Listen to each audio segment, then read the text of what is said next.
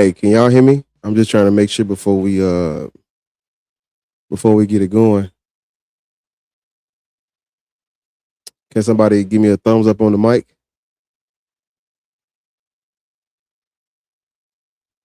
Mike, cool. Yeah, we got it all set up. I'm just waiting on Be Easy to come back. Yeah, to the thing, and we'll start it. I'm waiting on him. If you're just now coming in, man, hit the thumbs up. Share the live, like the live, man. This a long time coming. Been trying to get my bro on here, but I ain't gonna say too much until after I start the intro. So, Be Easy. I got you in the back. Can you hear me now? Because I know you couldn't hear me at first. You can hear me now? Say that. Okay. Well, whenever you ready, just let me know. But I got the poll up. If you think Jesus Christ was a real person, yes or no, put a 1 in the chat for yes, 2 in the chat for no. Yeah. Okay. Hit the thumbs up, share the live, sub to the channel. It's a big night in Black Atheism. I finally got my brother on here, but I'm gonna play the intro. We're gonna get it cracking. Let's do it. All right. All right. Let's do it.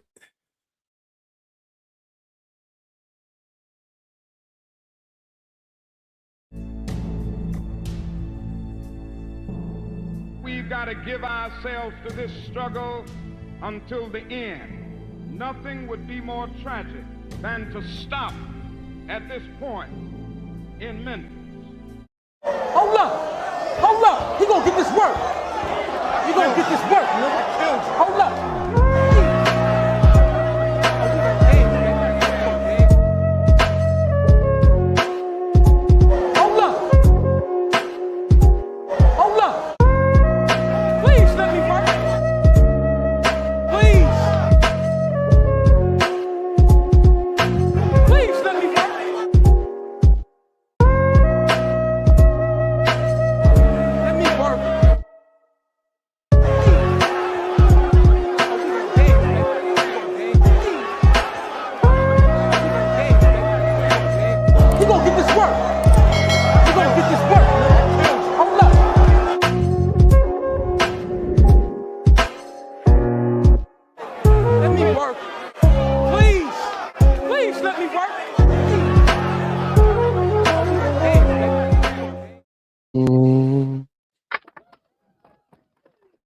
Alrighty, we are ready to get it going. YouTube, what it do? It's your boy Black Atheist Rants. You know what's going on. You know what time it is. You read the title. I finally got my big bro on here. Yeah, man. So, I've been rocking with Be Easy for a minute, man, and you know what I'm saying, he been going live and he's been running the Jesus Never Existed, and man, Be Easy's a wealth of knowledge on like the historicity of Jesus and Paul and the Gospels. And I felt like, you know what I'm saying, I need this to be seen by my YouTube family. You know what I'm saying? I think the Black atheist community, the Black community in general, needs to hear more of this. They need to know that this guy was not a real person. I think this is the first step towards mental freedom. You know what I'm saying? Education, liberation. You can't do nothing if you stuck on stupid. You stuck on mythology. You stuck on created creatures. You're stuck on superstition and folklore. You know what I'm saying? There's an issue when another group's mythology becomes your history. Now you think you Shem and Ham and Japheth and you are descendant of Noah and David and these tribes of Israel. Historically incorrect. You think Jesus, Black people got to wake up from this delusion of saying Jesus Christ is their Lord and Savior. He died on a cross for your sins and all of this. It's time to wake up. You know what I'm saying? Okay. It's time to wake up. It's time to free yourselves. And I got a special guest, my big brother on here, Be Easy. I got his links to his TikTok in the description if you want to find his TikTok page. He does lives on this all the time. If you want to, you know what I'm saying, get up there and, you know, tune in and listen more. He does TikTok lives, but, you know, we're going to get it going without further ado, man. I'm about to bring my brother on the stage. Beezy, you ready? I'm finna bring you on the thing. You good? Okay. Let me see if I can do like this. Okay. There we go. Let me change the background so I can take the shit off. Put it still like that. Yeah. So wait, let me see if I can do it like that. I don't want it like that though. Yeah. I'll leave it like this until you start talking. Yeah, man. So like I said, y'all, this is my big brother, Be Easy, man. We've been rocking out. It's time to talk about Jesus never existed, man. And you know, I'm excited to have Be Easy on the channel. Man, Be Easy, what's up, man? How you feeling? Man, what's good, bro? What's good, bro? Hey, Gotta get the couch. Gotta get the couch for you. It's been a long time coming. Yeah. Like you said. Yeah. Bro, just before we get started, man, yo, hey, I love everything you got going and what you doing, bro. Man, this is so dope. This is so dope. And you know, like I'm a little older than you, and so you know, like you know, yeah, I'm telling everybody I'm 54, man. You can't be saying it. But nah, go ahead. I'm listening to you. Nah, but for real though, so cause you know, like now, cause the mindset I'm still in my kind of old you know, it's not old school, but you know, earlier in the 2000s and stuff, the internet wasn't popping like it is now. It wasn't, you know, stuff.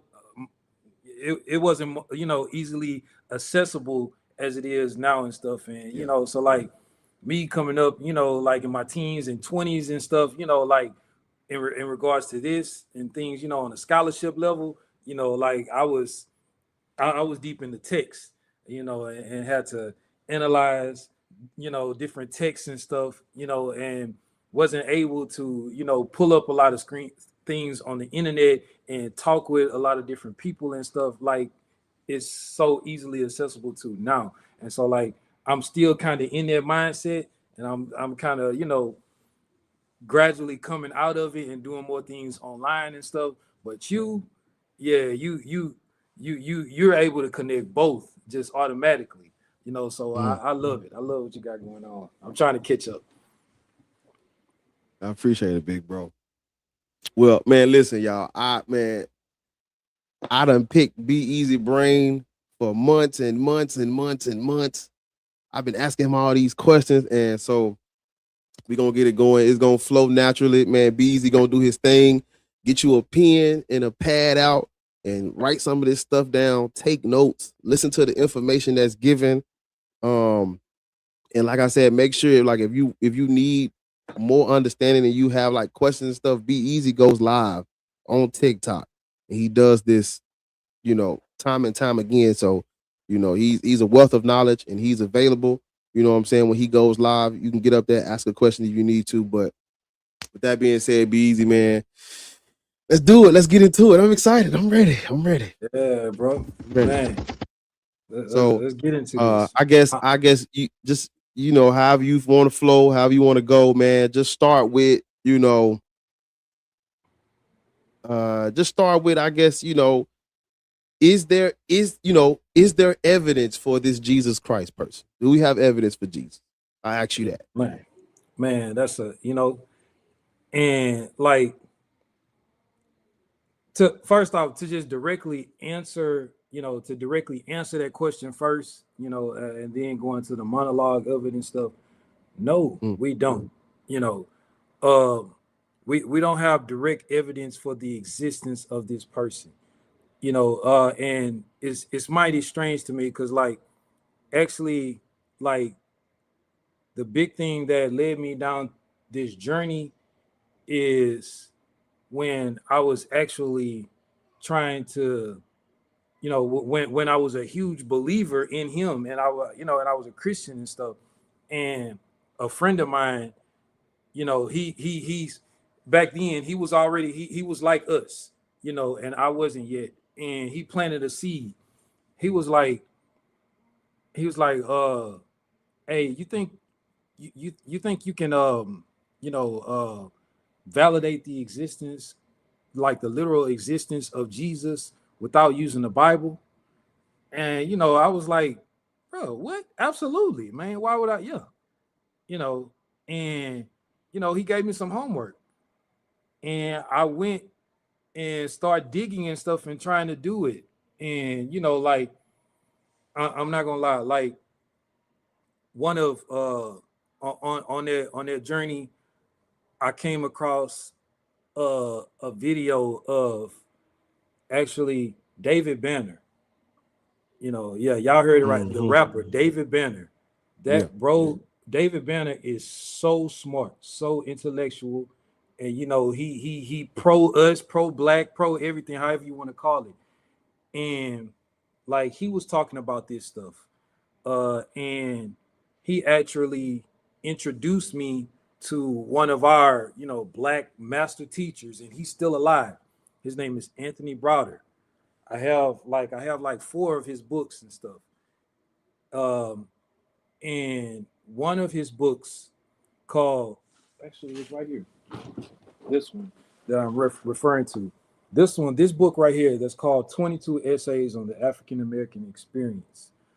You know, but when I looked him up and stuff, and you know, I started listening to some of his videos and stuff, some of him, you know, speaking on it and stuff, and then that you know, and again, he introduced me to more, you know, more. I was only concerned with black scholars first. You know, he introduced me to more black scholars, like master teachers and stuff. You know, and I started, you know, ordering their books and stuff, listening to their lectures and things of that nature and stuff on this topic first. You know, and just when I started to piece things together, and when I started to find out that a lot of the stuff that we've been taught, you know, it's just been lies purposely, you know, and it's like it starts to consume you, like all your leisure time and stuff. You know, I know me, and he actually writes about this in his book.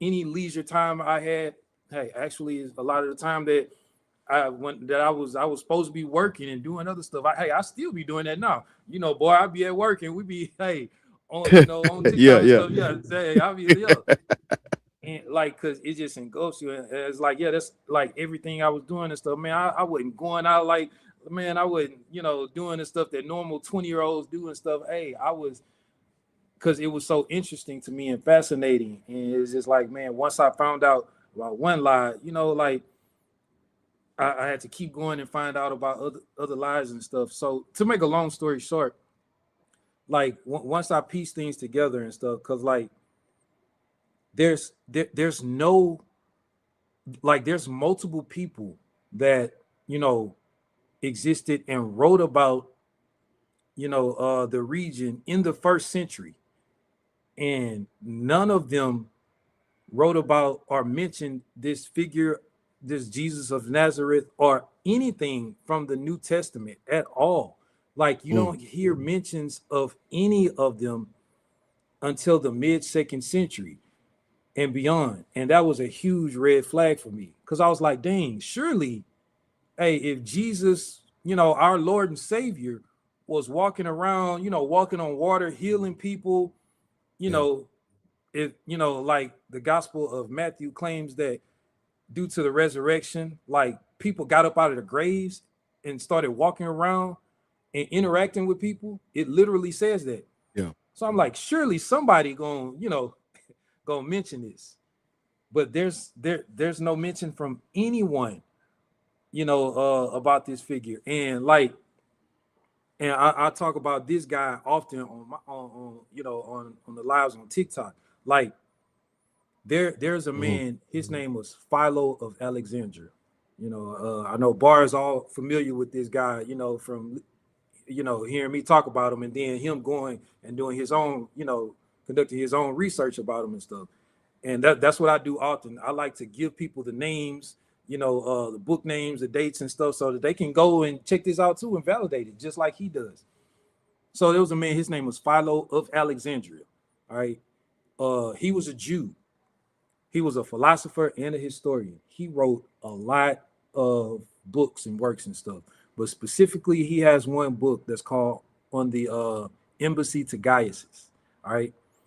Philo of Alexandria was born in 25 BCE, and he died in 50 CE.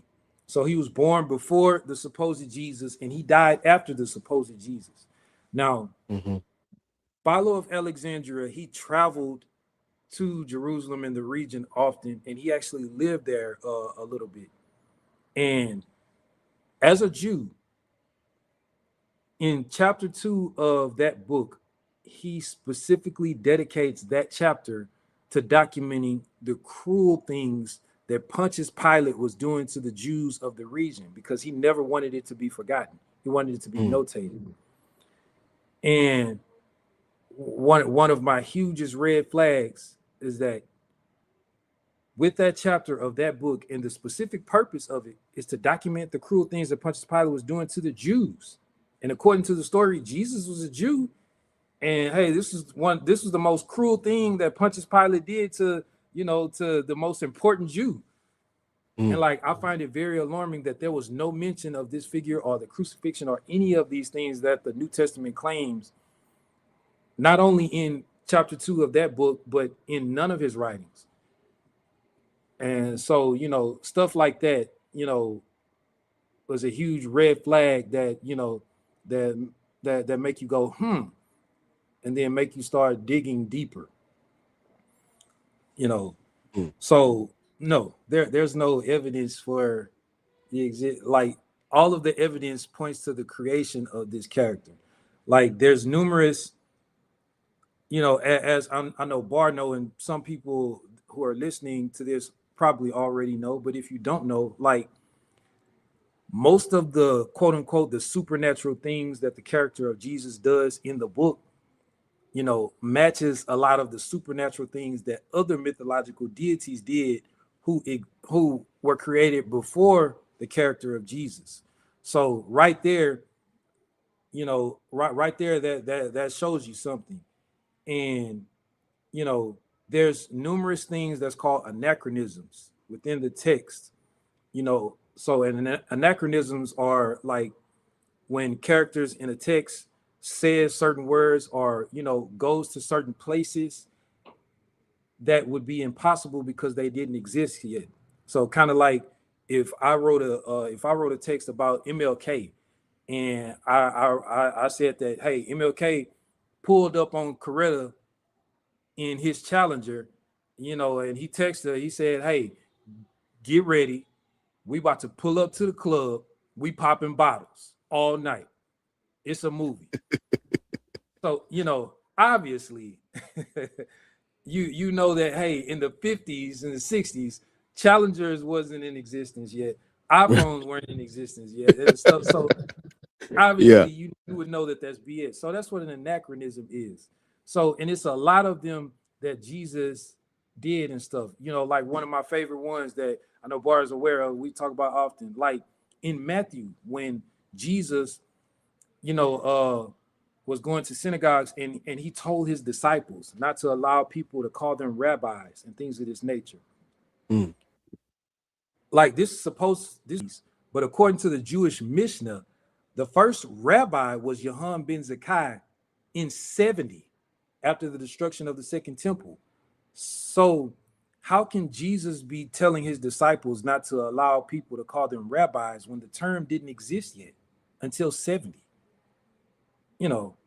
So it's a lot of things like that we're going to get more into, in the show that makes you raise your eyeball. I mean, not your eyebrow and question. Like this right here. He said eyeball. Yeah. So, man, that was good. I'm glad you just flowed right there. I guess we can modulate to most people who look into Jesus Christ.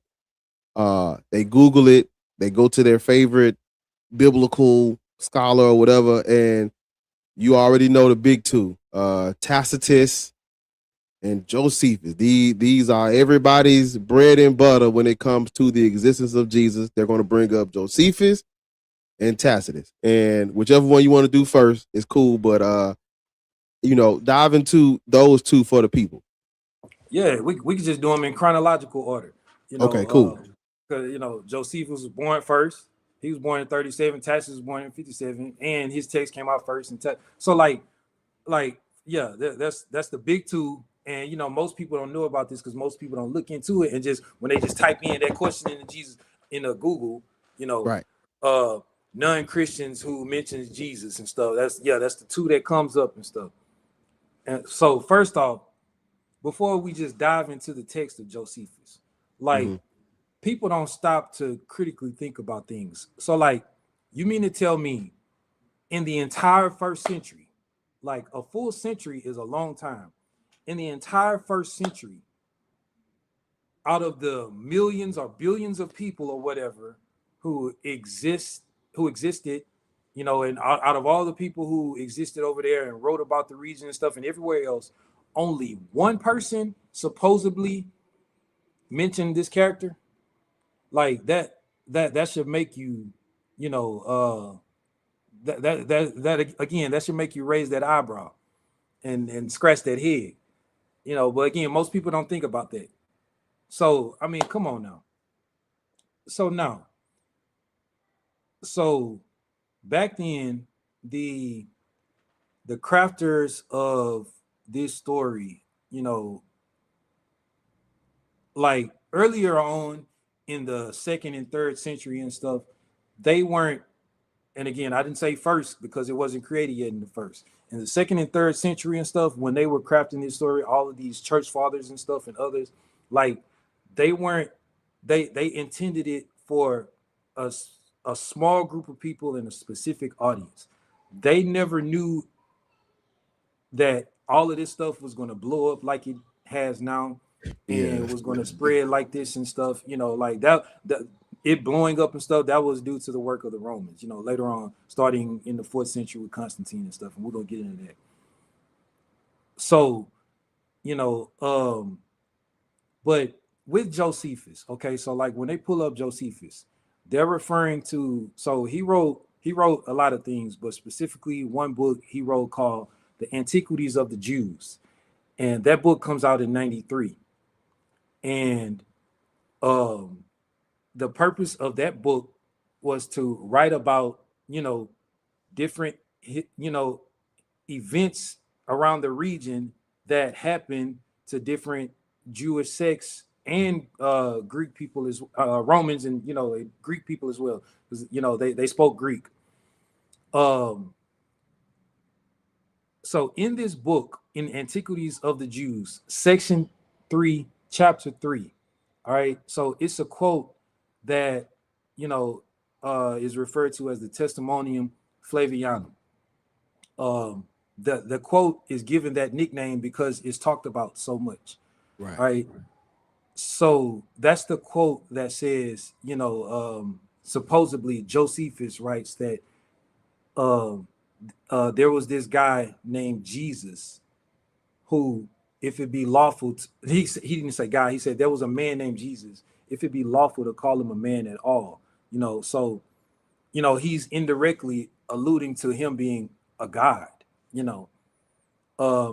and then he goes on to say, that, hey, he did these wonderful, wise things, and then he was crucified and he rose, on the 3rd day and stuff. And, because of that, he was preaching these wonderful things, and he started to develop a following of the Christians, and he said that he's the Messiah, the anointed one. He's the Christ, So that's the quote that's called the Testimonium Flavianum that Google brings up, that people thinks that Josephus said that. Now, the thing about this is that Josephus didn't say that. Josephus didn't write that at all. That quote was written by a man in the 4th century. So over 200 years after Josephus, there's a guy by the name of Eusebius. He's known as the quote unquote the father of church history. And the reason for that is because, like before the first council of Nicaea that happened in 325 CE, the Roman Emperor Constantine, he already knew what he was about to do.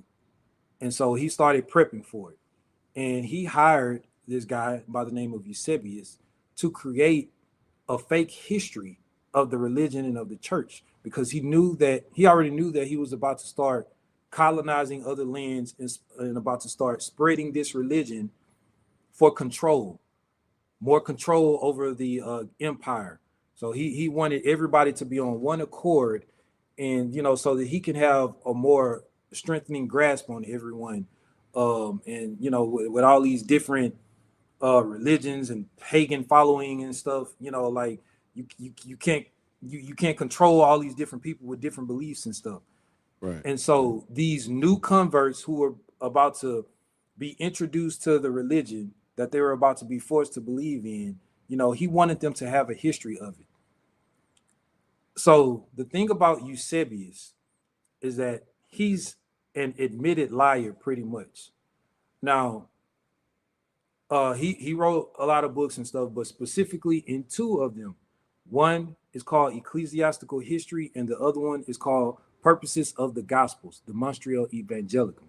Specifically in that one, you can go to book 2, chapter 31, where he writes that that it's a virtue to lie and spread falsehoods if it's for the advancement of the church. He literally wrote that he doesn't think it's a sin to lie, again, if it's for the advancement of the church. Again, this is in book 2, chapter 31 of Purposes of the Gospels, Demonstratio Evangelicum. And if you want, you can just go to Internet Archives and pull up the PDF version of that book and go to it and see. I want you to verify this stuff. I'm talking, not you, Bar. I'm talking to, people who are going to watch this. Now, already, so you got this guy named Eusebius in the 4th century who Constantine hired to create a history of the church. And he started doing that. He started to create a fake history of the church, altering documents, creating certain figures, church fathers, giving fake dates and stuff for certain people.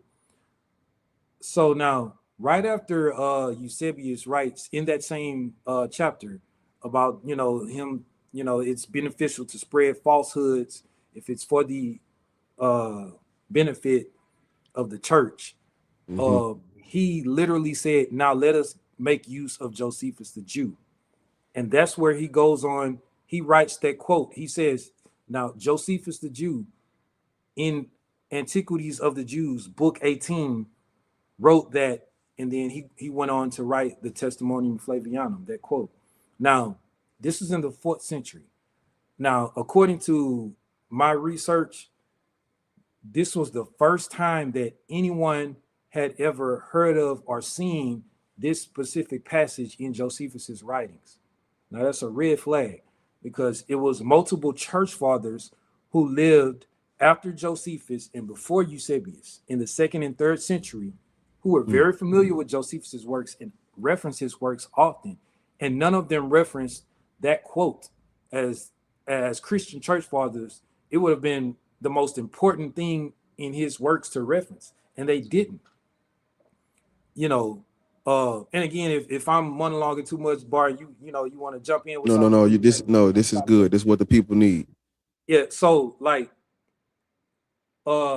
and specifically, it is it's one church father by the name of Origen of Caesarea, and Origen, he was also the first one who was born into the religion, and also we're gonna get into that later. That's a red flag thing too. But like Origen,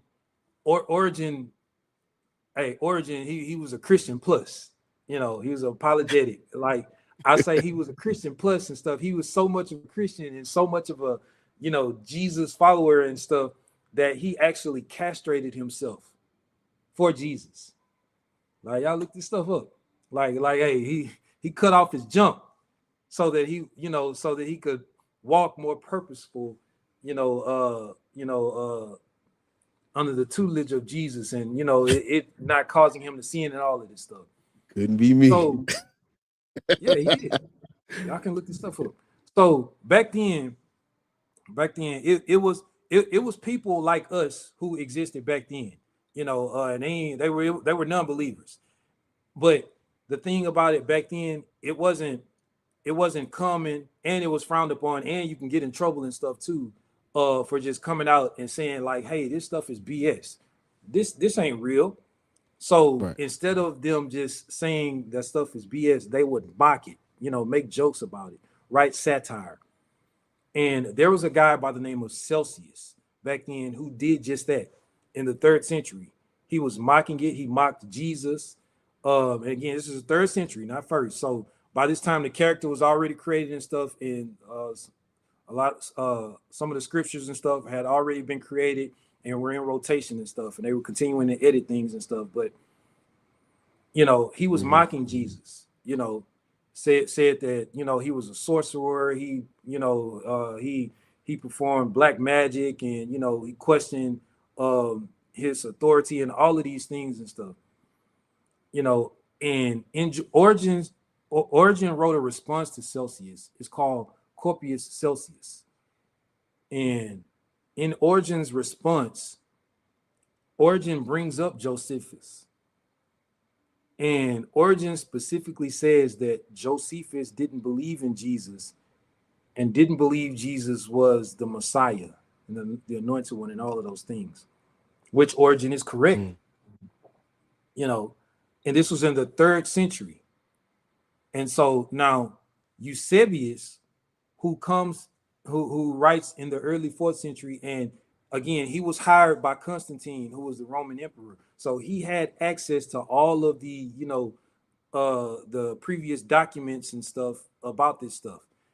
Now, Josephus had access to Origen's writings and stuff, and Origen wrote a lot. So Eusebius crafted this story, the Testimonium Flavianum, and inserted it in there. Because if it was in there already, because the quote says Josephus supposedly calls Jesus the Christ and the Messiah.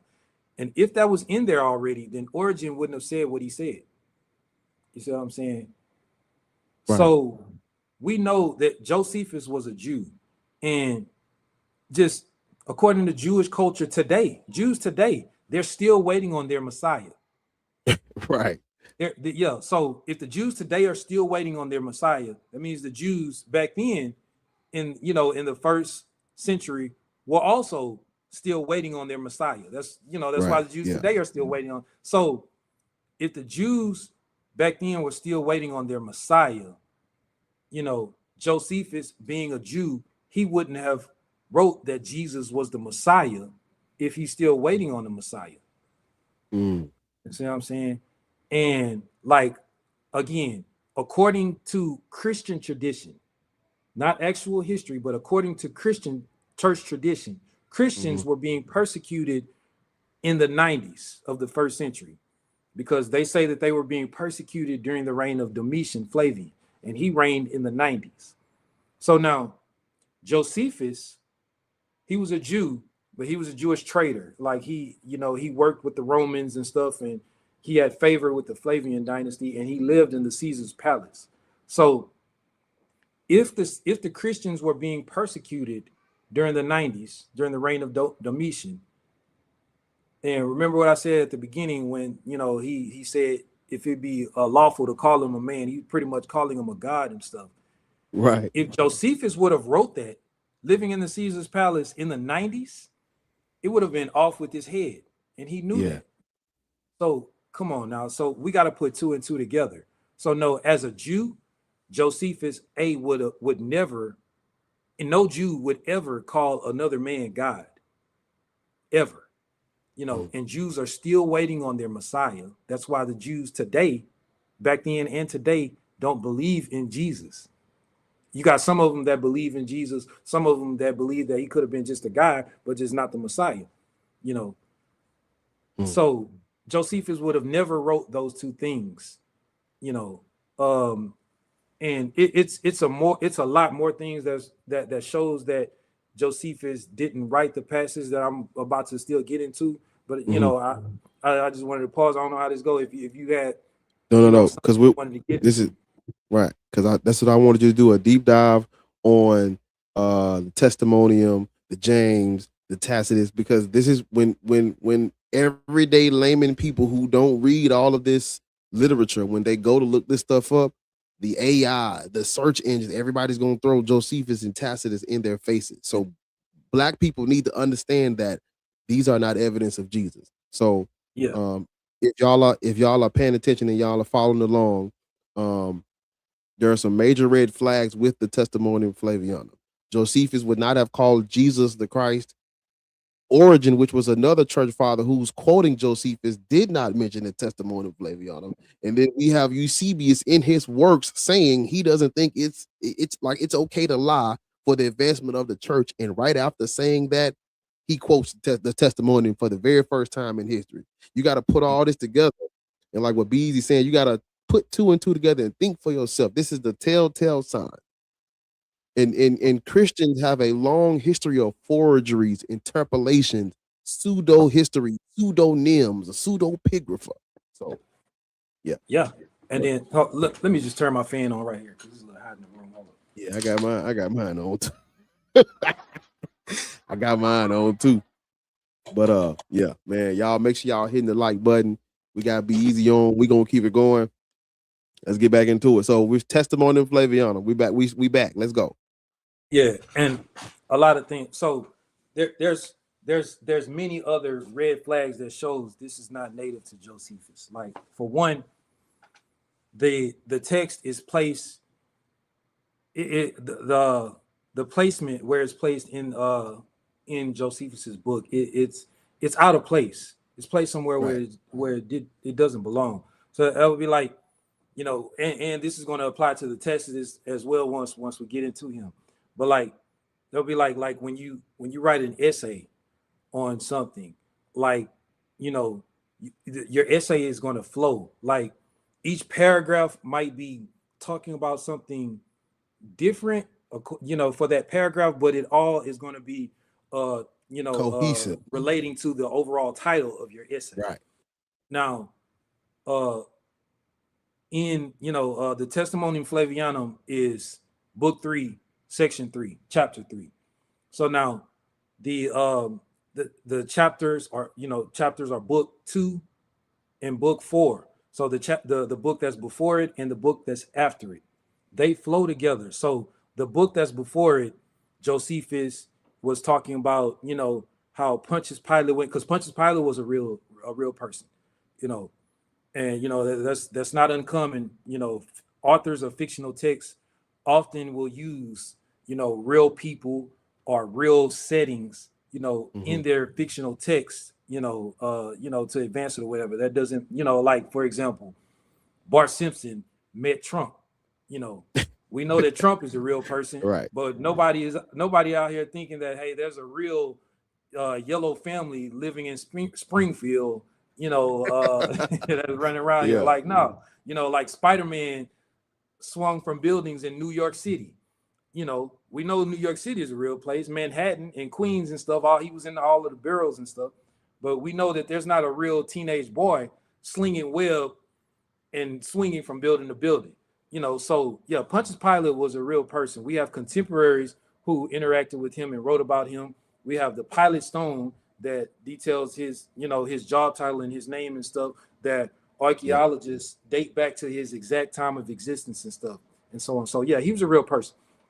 But in book 2, Josephus writes about how Pontius Pilate went into Jerusalem and he wanted to increase the water supply, and he used the sacred money of the Jews of the region to do that, and they didn't agree, and they started rebelling, and he sent in more Roman soldiers with knives to you know, do to people what knives do. Right. You know, and then, you know, the book 4, you know, book 4 literally starts off by saying another sad calamity. So another sad thing that happened to the Jews was.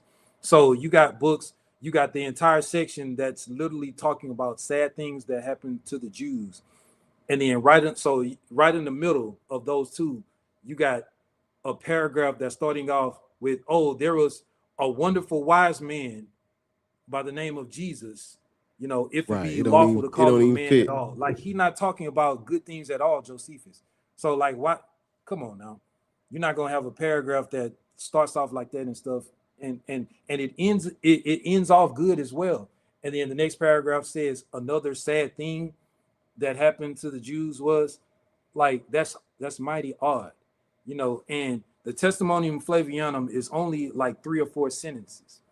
Like, that's not the way that Josephus wrote at all. Josephus wrote, he in everything, he always used extravagant details. He never left anything to the reader's imagination. You never had to infer anything. Like, he laid it out. All right.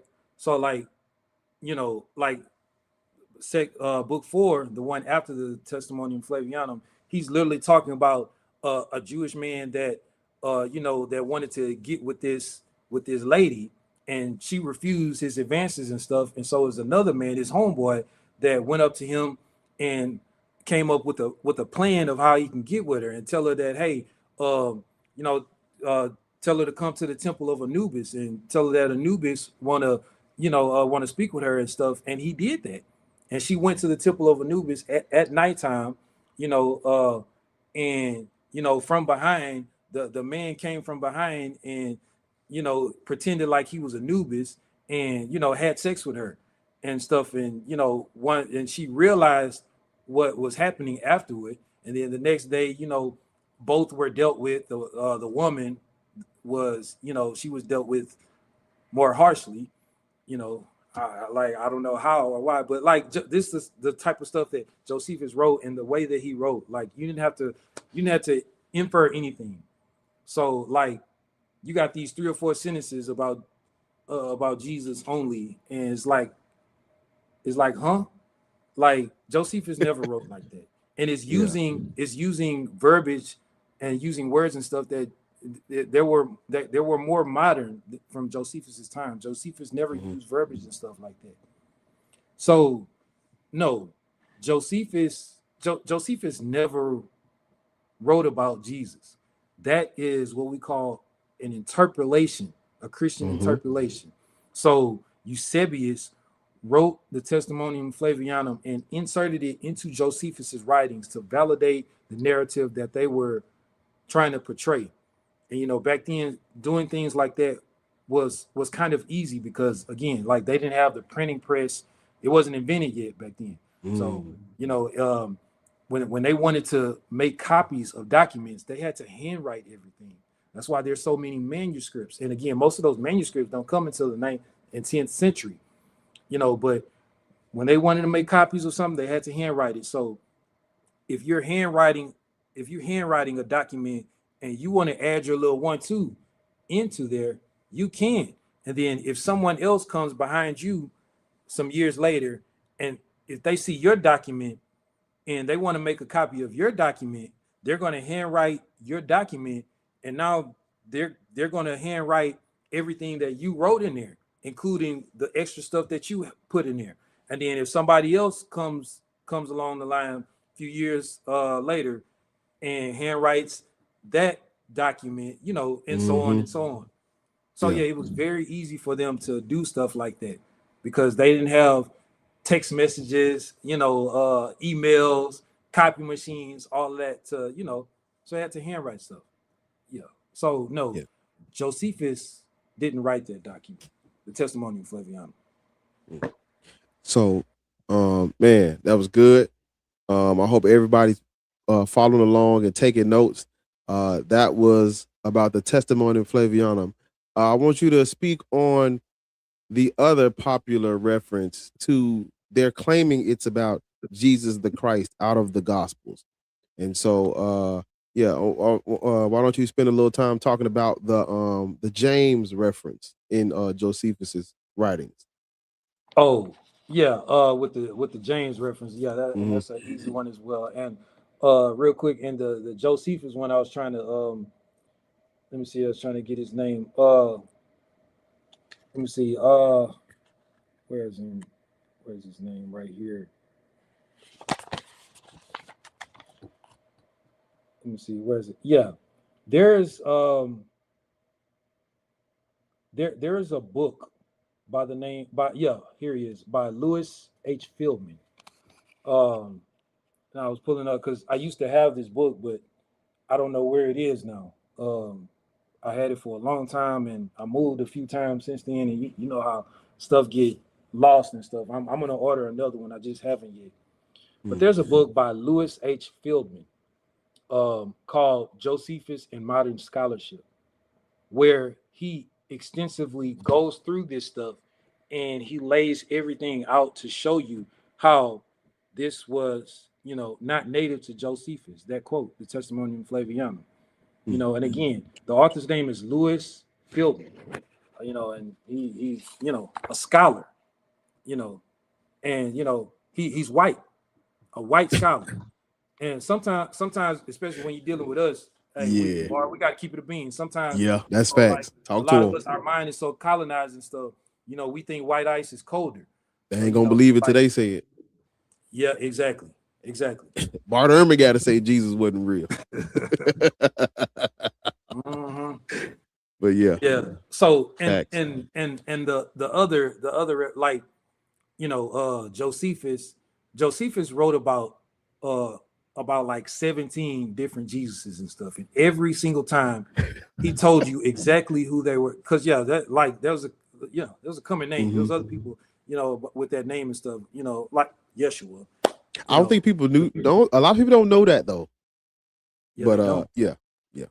So you said he wrote about 17 other Jesuses. Yeah. And every single time he told you exactly who they were. Remember earlier I said, hey, Josephus never left anything for the reader to infer. Every single time he told you exactly who they were. And so like back then, most people didn't have last names like we have. So, it would be blank of, and usually it was where they're from. So, I'm from Houston. I'm in Houston. So back then I would have been Be Easy of Houston. It would have been Bar of Memphis. Right. And stuff like that. So yeah, so every single time Josephus told you exactly who he was talking about. And it was no different in this book right here. If you just, this is in book 20. And if you just go to the last sentence of that passage, he tells you exactly who he's talking about. He tells you after the Sanhedrin unalived James, then Jesus, the son of Damnius, took over as high priest. The whole passage is referring to an event that happened in the 60s of the first century. When Festus died, and then Agrippa took over as the procurator, and traveled down and formed the Sanhedrin and stuff. And then James, he was accused of some crimes and stuff, some falsehoods and stuff. And then that sentence where it says James, the brother James, who was the brother of James, who was called the Christ, who was the brother of Jesus. Now, the thing about that is that little part right there with the brother of Jesus, who was called the Christ, that also is not native to Josephus. He didn't put that in there. There were multiple people in the 2nd century who referred to that passage, because in that passage, like Josephus wrote how the unaliving of James, as James was the high priest, and the Greeks, Josephus wrote in Greek, and the Greeks referred to their high priest as the anointed, which in our terminology, Christ means the anointed one. Christ comes from the Greek word Christos, which means the anointed one, and that's what they call their high priest. That's why in the Septuagint, you know, the Old Testament, the Greek Old Testament that comes out in BCE times. They use the word over 30 something time in there to refer to the Greek high priests, you know, but that little passage like was discussed in the 2nd century, and no one referred to that passage at all. Yet it comes about now. Eusebius was the one who discovered the Testimonium Flavianum and put it in purposes of the Gospels, and he's also the one who discovered the James, who was called the Christ, who's the brother of Jesus. He's the one who discovered that as well in ecclesiastical history. You know, I didn't know that. I didn't know that he discovered both. I didn't know that about the James reference. So that's glaring. Yeah. He wrote that Origin. Discovered that James, you know, was the brother of Jesus. There's nowhere in any of Origen's writings, you know, so far that, you know, I haven't come across that. But Eusebius wrote that Origen discovered that, and so Eusebius included that little part of the sentence into Josephus's writings at all. I mean, also. Right. But again, just if you go to the end of that passage, Josephus tells you who he's talking about: Jesus, the son of Damius. So now, Josephus never wrote about Jesus, never knew of any Jesus of Nazareth character. That's why Josephus never mentioned anything that the New Testament claims are right about. Never mentioned any of the characters in the New Testament or anything, because it wasn't in existence yet. It wasn't created yet. And that's another thing. Like in the Gospels, the crucifixion is only talked about in the Gospels, and the Gospels weren't in rotation yet. So how would Josephus be aware of the crucifixion and him raising from the dead and stuff if the Gospels weren't out yet? We gonna. I know you got some interesting stuff to cover on that. But before we get to the Gospels, and because I want you know Paul and the Gospels, we covered Josephus. Now on to the other one that everybody, for some reason, the Christians can never pronounce his goddamn name right. Your boy Tacitus, man. Talk to us about Tacitus. They love some Tacitus. They love some. Tactician, Tacitus. They call him everything but his name. Taxi, one dude called him Taxi. Talk to us about Tacitus. Immediately off the rip, when people come up and bring those up and they mispronounce their names, Josephus and Tacitus, off the rip, that immediately lets us know that they don't know what they're talking about. You just looked this up today. That you just now. And like Tacitus was born in 57. And now I don't know how to share my screen on here. This is my first time doing the StreamYard stuff. I'm not even gonna try and mess some stuff up. So it says do you see where it says present or invite? Do you see that? It should be at the bottom. It's like a screen with a plus in the middle of it. Can you see that? Oh, yeah. It's gonna be at the bottom. Okay. Yeah, you can present it and I can share it, but you can't share it. So whatever, if you can find it at the bottom and you press that and you click the whatever tab you want to share, and then once you're ready, I can put it on the screen. Oh, okay. Well, let me pull up the document right quick. Because I know, that this document is, I know what you're about to pull up. This is is vital and important when we speaking on Tacitus. Yeah, it is. Because if we didn't have this document, then we would be having a separate conversation. It'd be rough, It'd be okay. So but they slipped up. Yeah, they did. So let me go back to the stream. Yeah, if you come back to the stream, there's a at the bottom of your screen, there's a square with a plus in it, and then you can share your tab. Let me. Oh, there we go. Okay. And if you see where it says present or invite, I don't know if you see that part. That'd probably be only on mine, but at the bottom of yours, it should say I see some with a present or a plus. I see that. And then share screen. Yeah. Right. And when you share it, I can put it up here.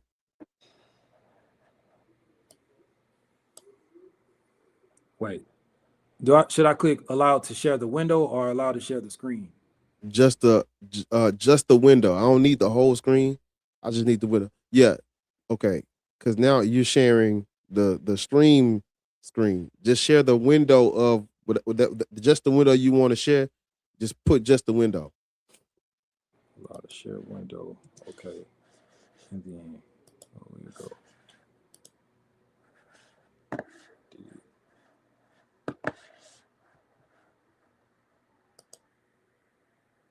Did it close or something? So yeah, share this window. Okay. So you got it. That's it. That's it. Whenever you ready for me to bring it up on the screen, I can bring it up because I see it now. Yeah, so you can bring it up on the screen. Now I made a few. See, yeah, that's what I want. Yeah. Let me try the other one. How that one look? No, we don't want to be on the paper. We're gonna do the other one like I just had it, like that. Or is it this one? No, we'll do this one right here. Okay. Yeah. So can you see that? You see how that look? Oh, hold on. Let me go back to it. Oh, yeah. I see. Can you see it on the stream? Yeah, I see it on the screen. Okay. Yeah, but it took me off of my screen from scrolling on it and stuff. But we can just keep that still image right there. So and if you go over to the tab and whatever you do on the tab, you won't be able to see the stream while you're scrolling on the tab, but we'll be able to see what you're doing on the screen. So you don't need to see us. You don't need to see what's happening on the screen. Whatever you're doing, we're going to see it. Okay. Yeah. All right. So like, well, I'm gonna just leave it like this. I don't want to mess anything up. So like right here, this is a copy of Annals, book 15. You know, and Tacitus, he wrote a lot, but specifically referencing one of his books that he wrote called Annals. And in book 15, with that's what people bring up to, in reference to this with the Jesus stuff. So now again, no one has the original document of Annals from Tacitus. Yeah. The oldest manuscript that anyone has dates back to the 11th century, and it was and still is held by the church. So the Catholic Church. So you see there's motive there. And this is a copy of the oldest manuscript that's held by the Catholic Church. And just right there on this still image, you can see all of the edits that they were making to it.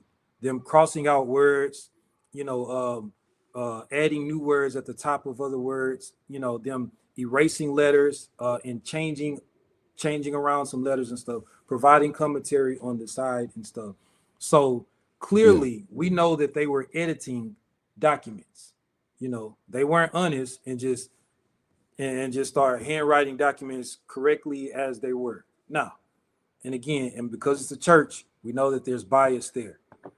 So with that being said, let me stop my screen now so I can go back to normal.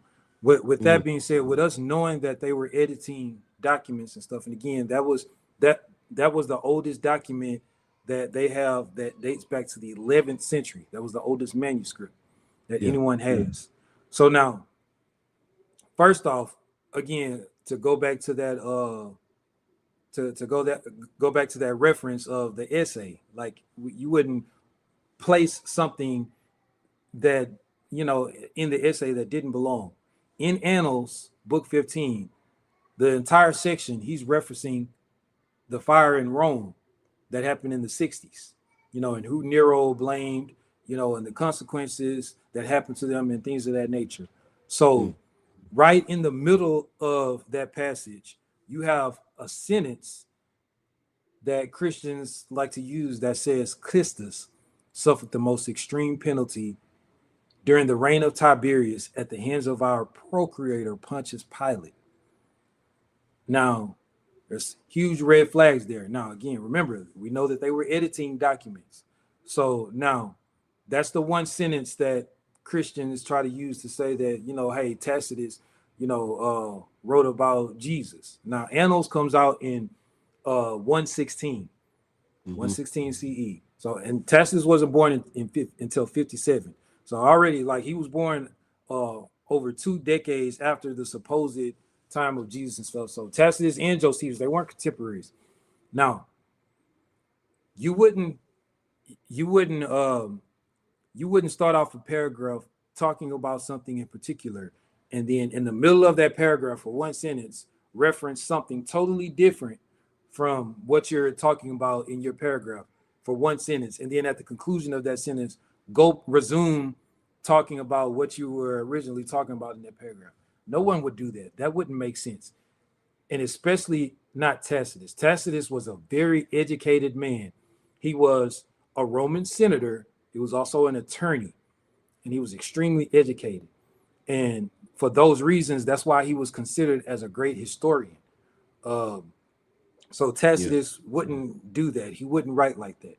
Now, first off, let's break down the beginning parts of that sentence, and then we're going to break down the end of that sentence, which is the most compelling evidence that Tacitus didn't write that sentence.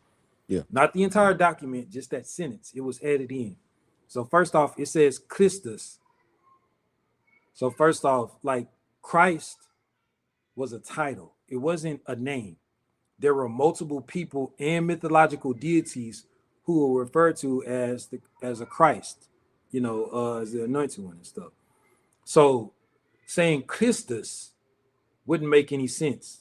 That would be like, you know, if the state of Texas executed me, you know, and then a journalist later on, you know, went to the writings about my execution, and then that would be like if it said, you know, on what's the date?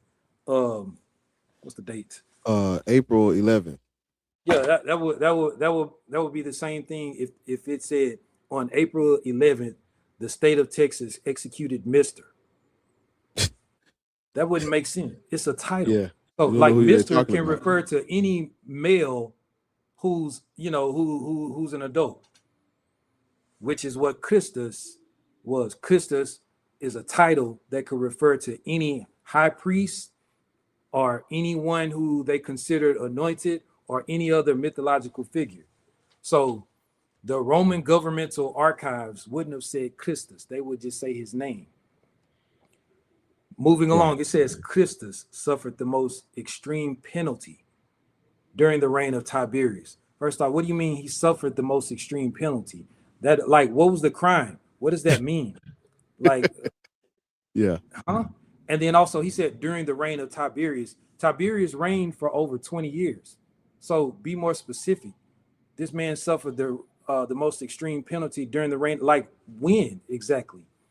You know, and then the most compelling piece of evidence outside of us literally seeing the Christian edits onto his document is that when he said he suffered the penalty at the hands of our procurator, Pontius Pilate. Now, if you conduct research, you can see that Judea received their first procurator in 44. Pontius Pilate dies in 39. Now, Pontius Pilate wasn't a procurator at all. You know, Pontius Pilate was a prefect. Now, the Romans switched the regime to procurators because of Pontius Pilate. Pontius Pilate, he was prior military. He was very strict. He ruled with no nonsense. He had a no nonsense mentality. He didn't listen to anyone or anything. It was his way or the highway and stuff. And he wasn't able to be controlled even by the emperor, you know, because he had that, you know, that military mindset, you know, like a Marine and stuff. So they made a switch in the regime. A procreator was a civilian who was in charge of the finances, you know, and some other things. But they wanted civilians in. They didn't want any more military personnel in charge of things, because they couldn't control military personnel as easily as they could with civilians. So insert procreators. That's what a procreator was. Now, again, I mentioned this earlier when I was talking about how we know Pontius Pilate was a real person. The Pilate stone that dates back to his life. The Pilate stone has his name and his title on there. Pontius Pilate, the prefect of Judea. Even the Bible calls him a prefect. You know, the contemporaries who interacted with him and wrote about him calls him a prefect, like Philo, that I mentioned earlier when we was talking about Josephus, you know, and multiple other contemporaries, especially when they didn't have procreators during his time of existence. So, you know, the Roman governmental archives wouldn't have made that mistake and called him a procreator. Also, Tacitus himself wouldn't have made that mistake and called him a procreator. And we know this because Tacitus, in annals and in the historicities, he wrote about numerous other procurators and prefects, and every single time he got their job title correct, including the very next prefect who took the office after Pontius Pilate, Marcellius. Tacitus wrote about him, and he wrote about him how, you know, like the Emperor Tiberius, you know, charged him with spreading, you know, some rumors and stuff, and talking down on him, you know, and Tacitus calls him the prefect. You know, Tacitus uses his correct job title. So Tacitus would not have made that mistake. And if he was copying down from the Roman governmental archives, it for certainly wouldn't have made that mistake. Right. But you know who would make that mistake? Multiple centuries down the line, a Christian who was, you know, adding that little 1-2 in there to validate their claim, and not fully aware with, you know, a lot of the historical origins and, you know, of things and stuff during that time. They would make that mistake, you know. So here we had some Christians who forgot to dot their I's and cross their T's. Right. You know, so like we know that Tacitus didn't write that. Like, it was added into there. Oh yeah, and I just remember it was a church father by the name of Tertullian who wrote in the late 2nd century, early 3rd century. And Tertullian referenced Tacitus' Annals, book 15, and referenced the fire of Rome that Tacitus was talking about. You know, and Tertullian never referenced that sentence that's in there because it wasn't in there yet. So, yeah. So, you know, so it's things like that with Josephus and Tacitus that most people are unaware of, again, because most people are unaware of history. They don't dig into things and study it and stuff. And, you know, especially nowadays, we just live in the internet age, and anybody can put anything on the internet, and people type in a leading question, and then the first AI overview comes up that answers your leading question with a leading answer, the type of answer that you want.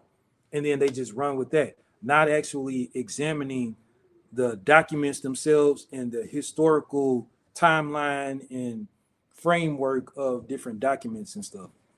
So, so any smart apologist or Christian at this point in the conversation be easy. They're going to say things like, well, Paul, you know, they talk about Paul.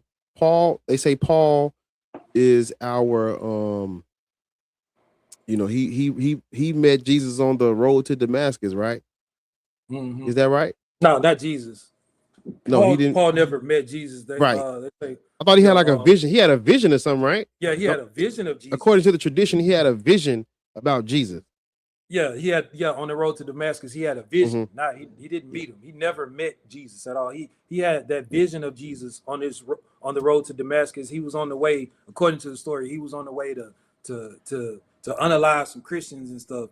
And he had that vision and stuff. And that's when he changed, he had this revelation, as they would say. and stuff, for lack of a better term. And so he renounced his Jewish, I don't know how to say it, membership or whatever, for lack of a better term. He stopped being a Jew. He became a Christian then, and instead of persecuting and unaliving Christians, he started to go around and start to preach the gospel of Jesus and stuff. So he had a vision. He never met Jesus at all, according to the story in the Christian tradition. So let's talk a little bit more about Paul, because of course the New Testament is a combination of the 4 Gospels and his letters, and I'm curious about the evidence for a Paul as well. The evidence for a Paul is even weaker than the evidence for a Jesus. And you know how the evidence for literal existence of Jesus is extremely weak, and the evidence for the existence of a Paul is even weaker than that. The only thing from this Paul figure that we have is the Bible. There's it should be very alarming that outside of Christianity, no one mentions this Paul figure. No one at all ever writes about meeting this Paul figure in Christianity or out. And you got these Pauline letters. He's supposedly writing these letters to the churches and stuff. First off, what churches? There weren't any churches in the first century. You had Jewish synagogues and temples and stuff, but there weren't any churches. There weren't any Christian churches and stuff in the first century at all. So that's one thing that people never stop to critically think about. And think about it, he's supposedly writing all these letters to the churches. We don't have any responses at all. No responses. No. Josephus doesn't even write about Paul, which is crazy. Josephus never writes about Paul at all. And you know what? Very quickly, that made me remember about something with Josephus as a Jewish historian and stuff. There was another Jewish historian, and according to the story, Jesus spent most of his ministry, most of his time in Galilee. Right. There was another Jewish historian by the name of Justice of Tiberias. Justice of Tiberias, who lived in Galilee and wrote about Galilee during the exact time that Jesus was supposedly doing all of this stuff. Josephus mentions him and writes about him and stuff. And actually, when Josephus, well, I'm not going to bring that up, but Justice of Tiberias, again, because Josephus didn't live in the regions and the areas and stuff. Okay. Josephus was in Rome, but Justice of Tiberias was in Galilee.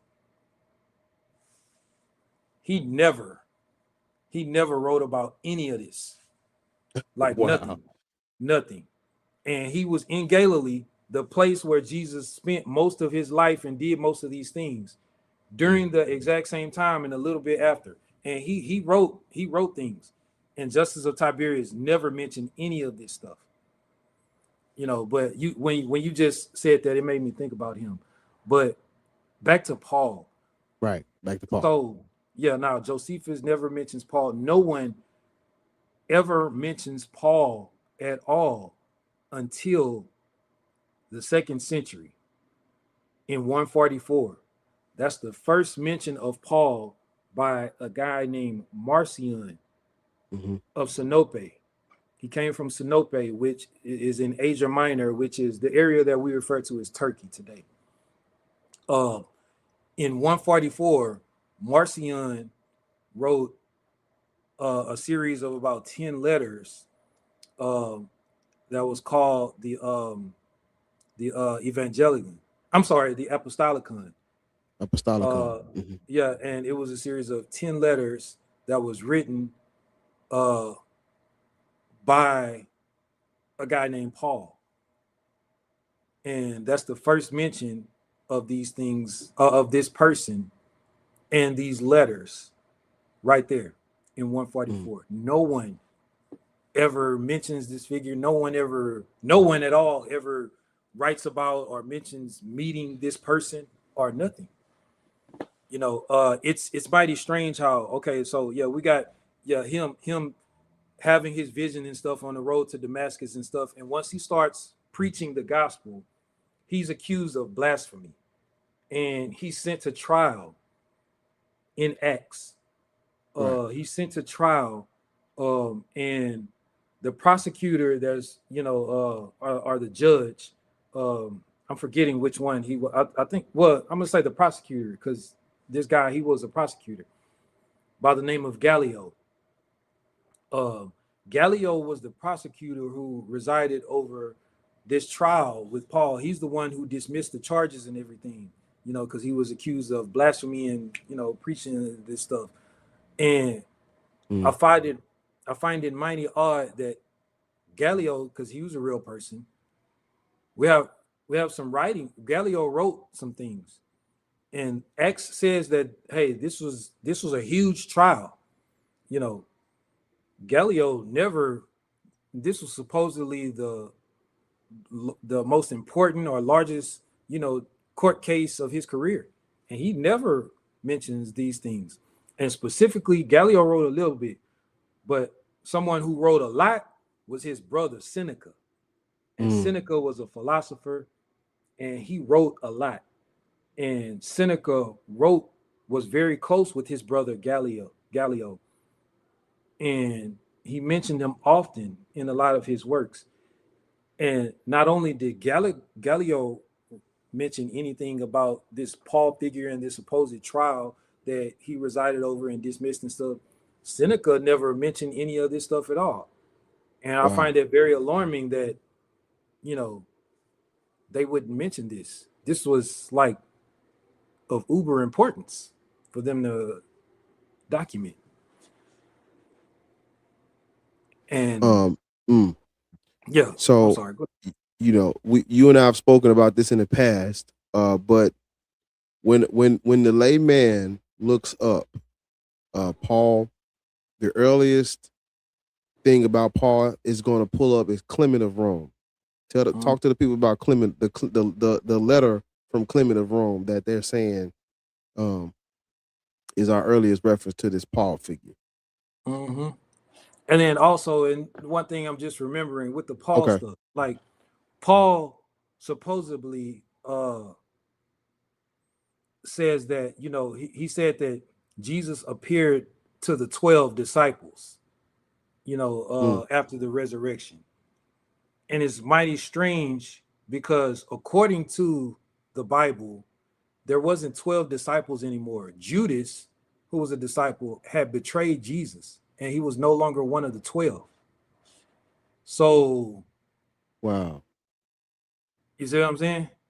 So it's a lot of areas in the story where, when they were editing things and trying to fix, things here and there, it's certain things that they forgot to fix, where so nowadays people that's coming in and taking a deep dive of the text and stuff, and we're finding mistakes like that, that shows, that just adds fuel to the fire of it being, inauthentic.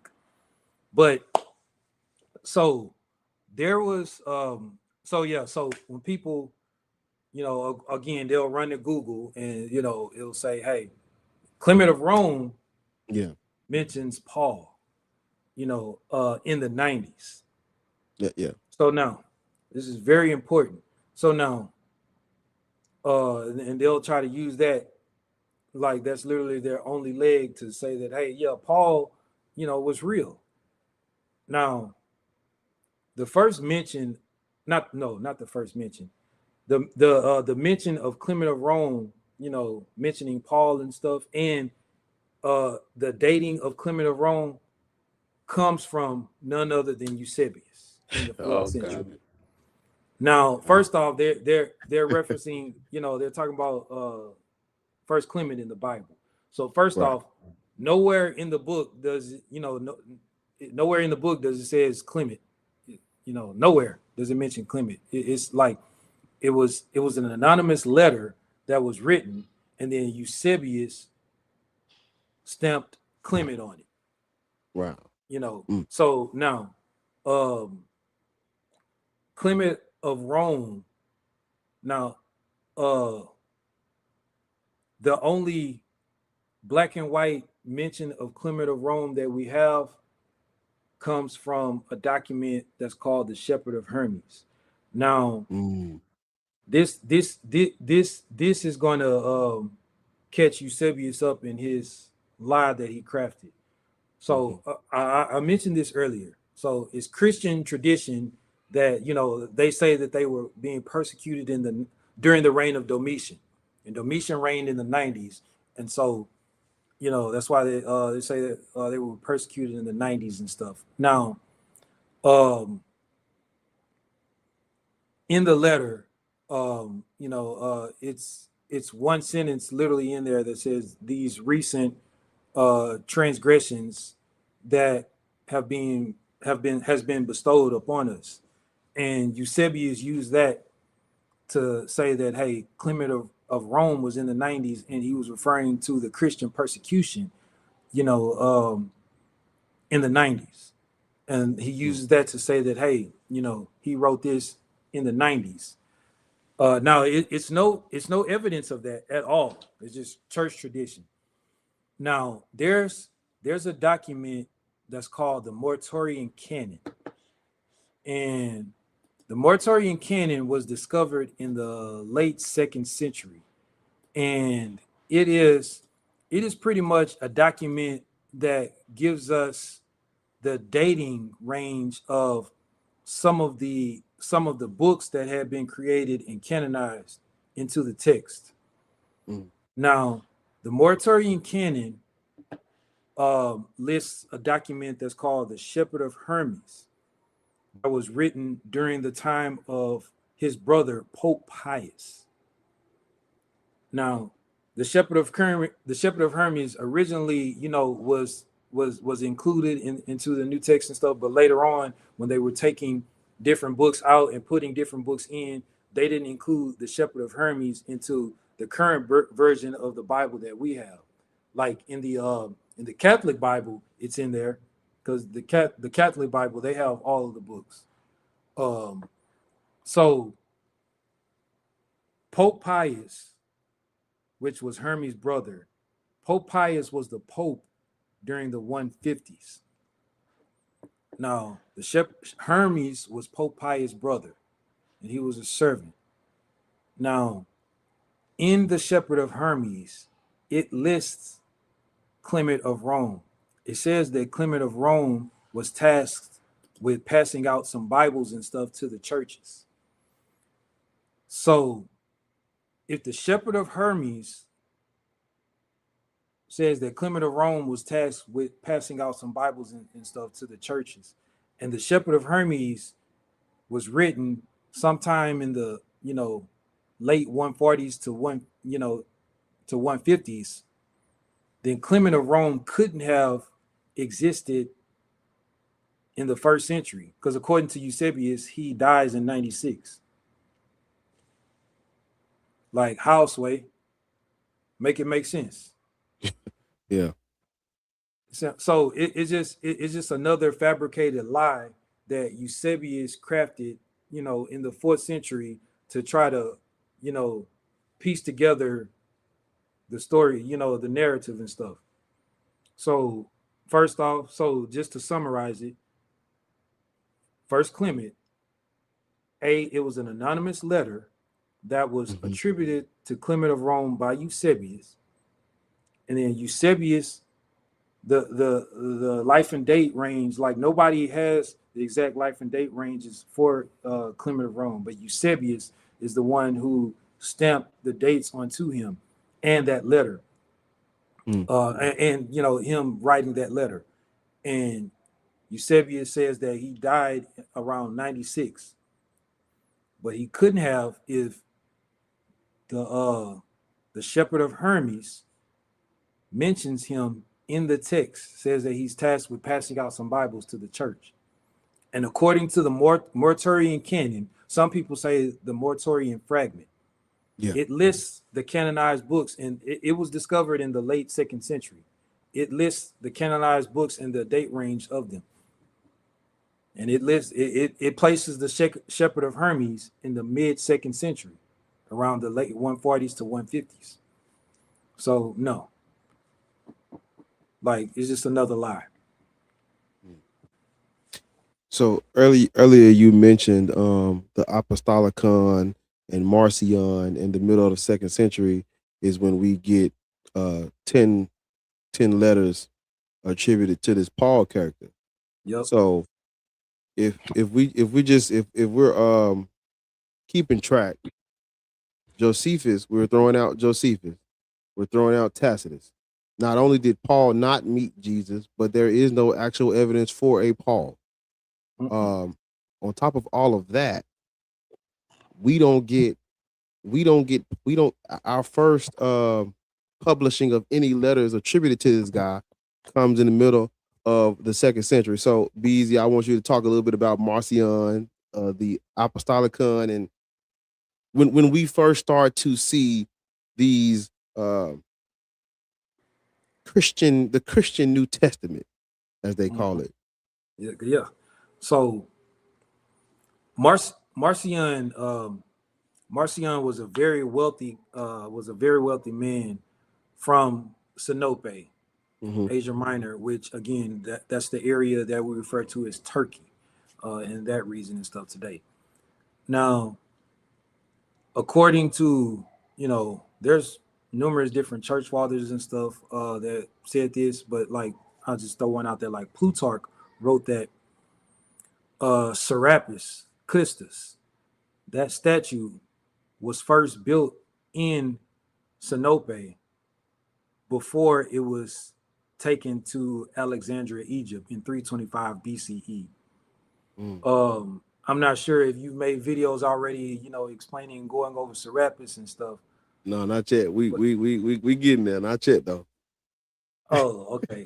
So, well, we got to bring this up when we talk about. Yeah, we do. So this is everybody's intro into the history. That's why I wanted to get you on here first before I started,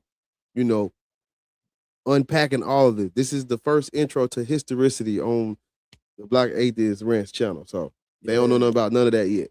I mean, some people do, but I haven't officially made a video about Sarapis and Jesus and all that like this. So this is the first style of that we're doing. And and again with this and stuff, I love it, and I mentioned this to you and stuff, and I love what you doing and stuff, and it's making me go back out there and start to go harder with trying to put out this stuff too, because I was about to really just like I'm a family man now. I'm about to fall back and just focus. That's but right. Like you breathing some new life into me, bro. And it's very important, like with us, because like we talk about this often, but I just want to say it on here so it could be on record and stuff. Because like you and I, like y'all familiar with him already, and y'all see me, and y'all see how I look, and him and I, like we still, we in the culture, we still look the part, we still talk the part and stuff, and we still intertwine in the culture and stuff. And so like, like more Black people are going to hear our message and stuff, and we're more we're more relatable to them because we're all in the same culture and stuff, right? Versus them just listening to some boring white men that's old and might throw some corny jokes in here and there, and they're just boring, and they just and this and this and A, B, C, and they'll talk like that. And it's boring stuff. Don't nobody want to hear that, and like no, So yeah, that's just a huge benefit to this stuff with that, like that I love, and like you actually brought that up, and made me realize that, and So anywho, but like I ain't gonna go too deep into Sarapus. I'm just give a small cliff note version of him and stuff, and I'm pretty sure you're gonna make some videos diving Oh deep yeah. into him and stuff. So like, Mhm. so pretty much in oh crap. Oh,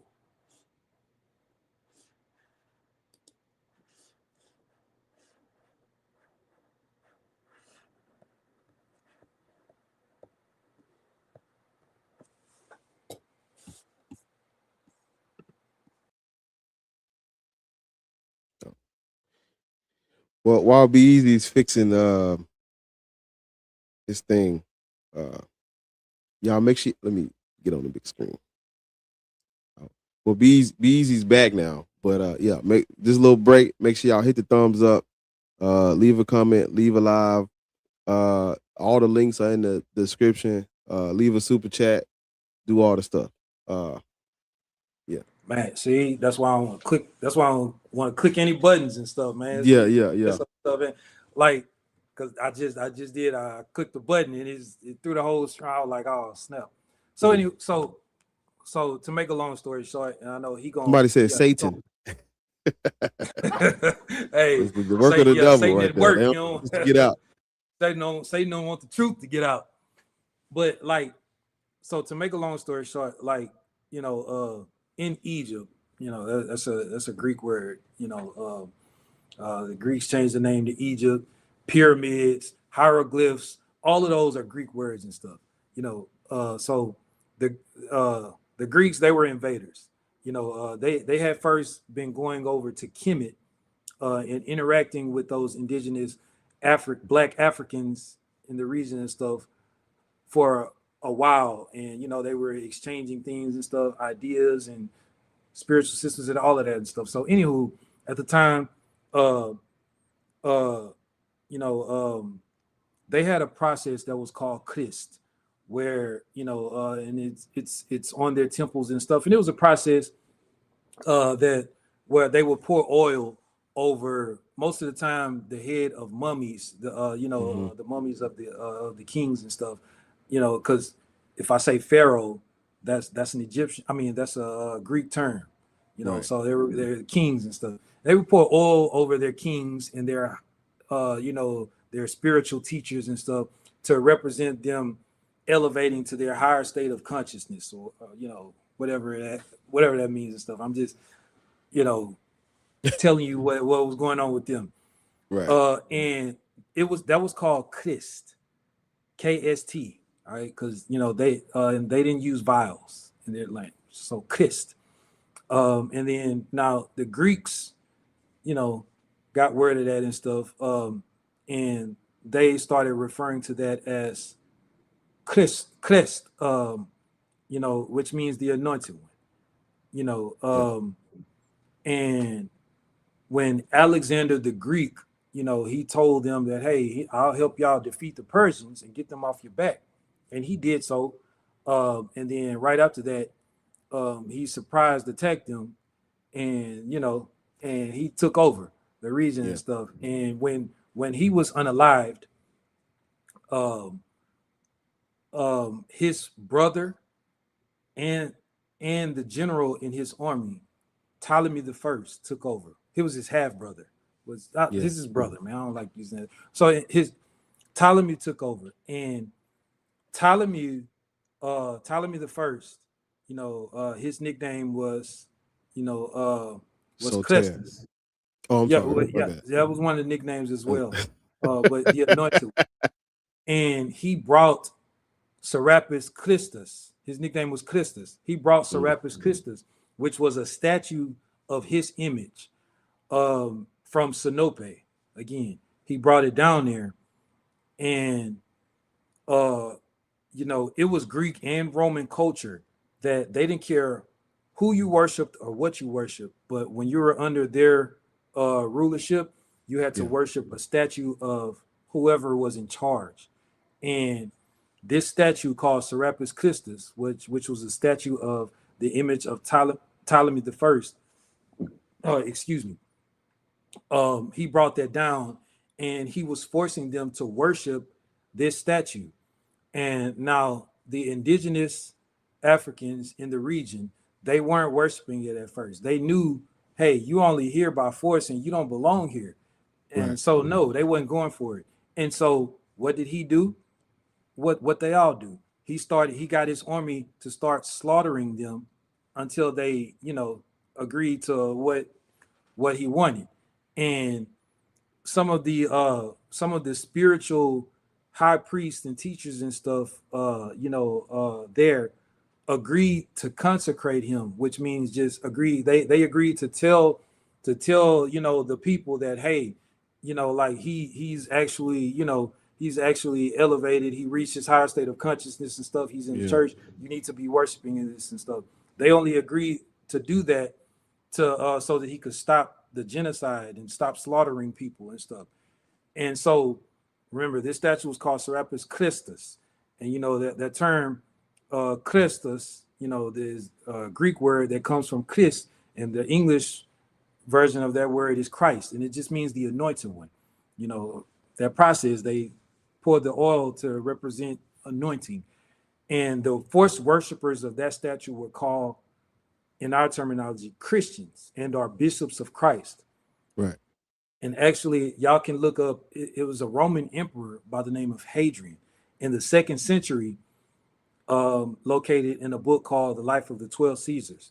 In the 2nd century, he wrote to his brother-in-law, and he was informing him of some different things that was going on, in the region and in Egypt, because during this time, the Romans had control of Egypt. They took it from the Greeks. And he told him about the worshipers of Sarapus Christos, because he was telling him about conflicts and stuff that was going on in Alexandria, because it was a lot of conflict and turmoil and stuff, because the Romans were bleeding stuff dry and they were taxing people too much and stuff. But he told him that the worshipers of Sarapus Christos were Christians and bishops of Christ. And this was in the 2nd century. And he was informing his brother-in-law of this stuff because, just in case something happened to him and his brother-in-law was going to become the emperor, he wanted him to be aware of stuff. So it was just that's just some little side names and references and stuff, so for y'all can look up and validate this stuff. Because again, I don't want y'all to take my words or Bar's words, as just our words. I want y'all to I want y'all to actually go look at some of this stuff and actually try to prove us wrong. That's how confident I am in both of the things that both of us say, because we dive into this. But anywho, so this was in 325 BCE where he took that statue and stuff there. Now, again, I don't like y'all remember like Plutarch and some other church fathers in the 2nd and 3rd century wrote that this statue was in Sinope first before he took it to Alexandria, Egypt, because Sinope in Asia Minor and that region and stuff, the Romans had control of that region as well. Like the Roman Empire was large, during this time. Like they were the most powerful army and stuff, and they took over a lot of areas. So, in the 2nd century, we have like in the later parts of the 1st century and into the 2nd century, the Romans were at odds with the Jewish zealots of the region. The Romans and the Jews, like they were continuing to clash and stuff. And the Jews were continuing to revolt against the Romans. They wouldn't pay the taxes. They wouldn't worship statues and other images of Roman officials and stuff, because they only worship through their text of their Pentateuch, Torah. The Pentateuch is another name for the Torah.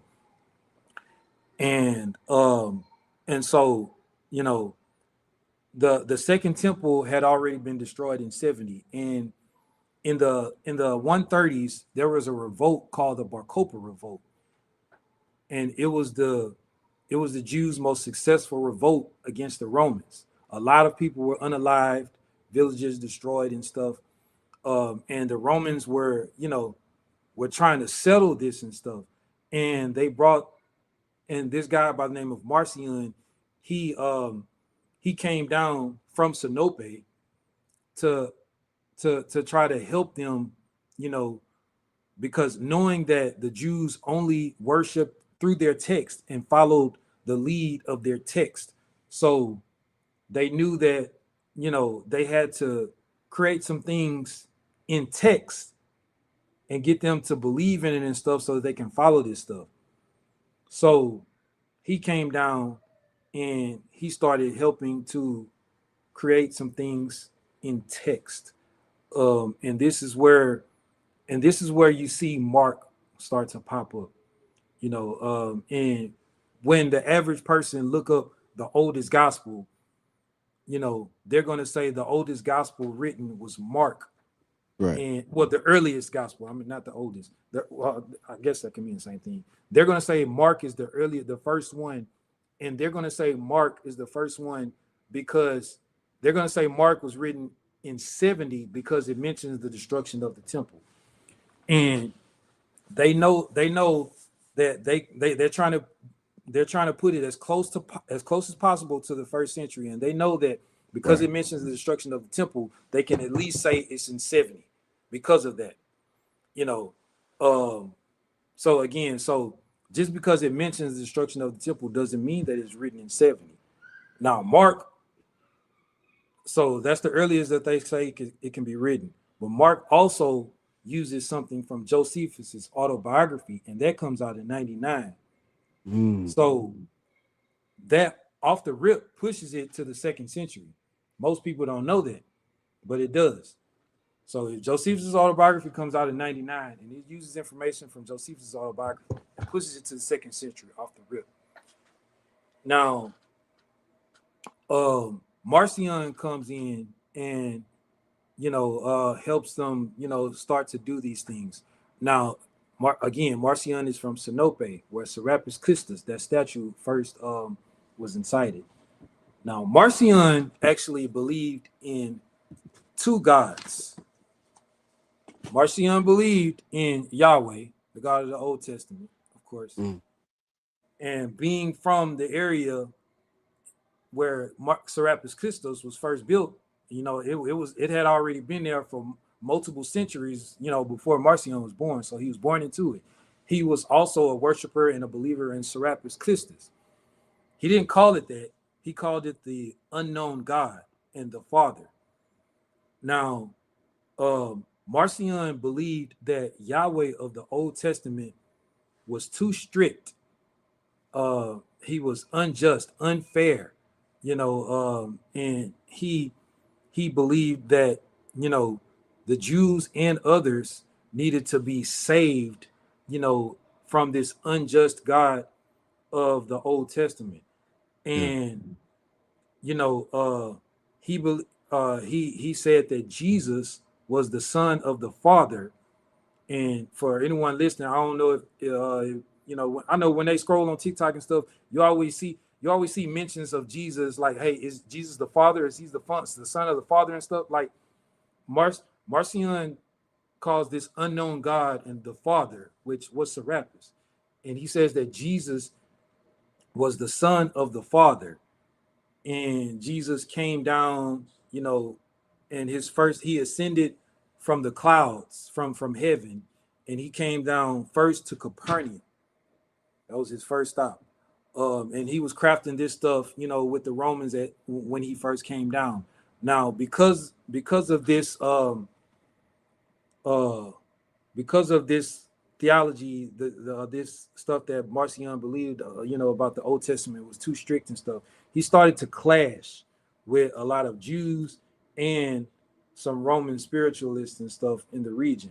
He started to clash with them, and they got in conflict. And so eventually, you know, he was a rich man, and he made a large donation to the church. And eventually they got enough of him, and they gave him his money back and sent him packing back up to Sinope. Now, before he left, Marcion, he left him with a huge fuck you, pretty much. He wrote 2 documents that's called Evangelion and the Epistolicon. And one was what we refer to as Luke and Acts, and the other is the Pauline epistles, the Pauline letters.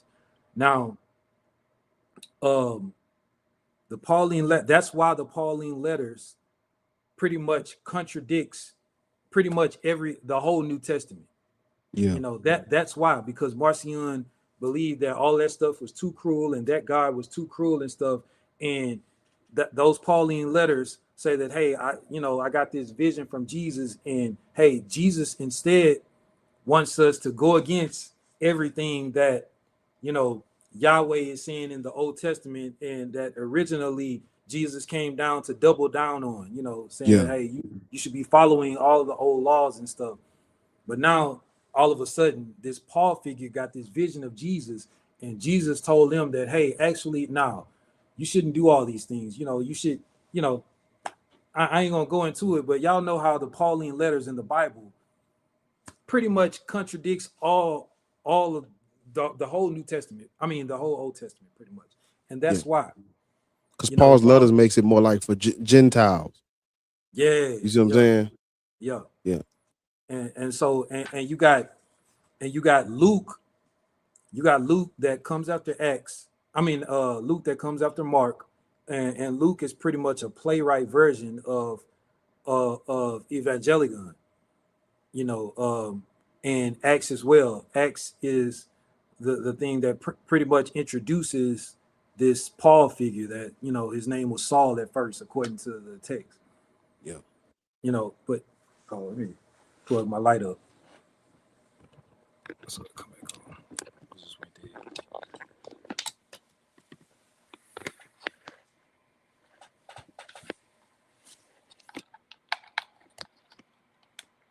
You gotta give me one of them things. Every time you do that, I be saying I need to give me one of them things.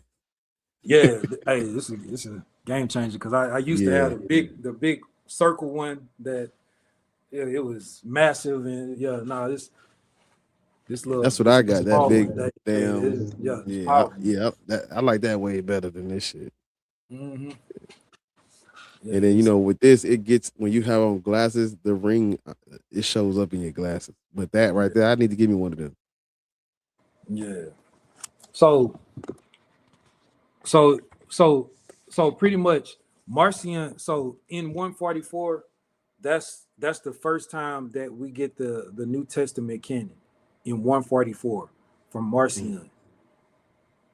And also, ironically, that's the very first time that we start getting church fathers, and that's the very first time that we get any specific writings and stuff from church fathers. The first church father that we have specific writings from and stuff is, his name is Justin Martyr, who wrote in the 150s and stuff. So like supposedly some church fathers who was supposed to, exist and write things and stuff before Marcion, they didn't. Like we get that information again from the admitted liar, Eusebius, right? Yeah, like Clement of Rome. That you got that one anonymous letter that's attributed to him from Eusebius, and we just went over that earlier. You got Polycarp, and you got Ignatius.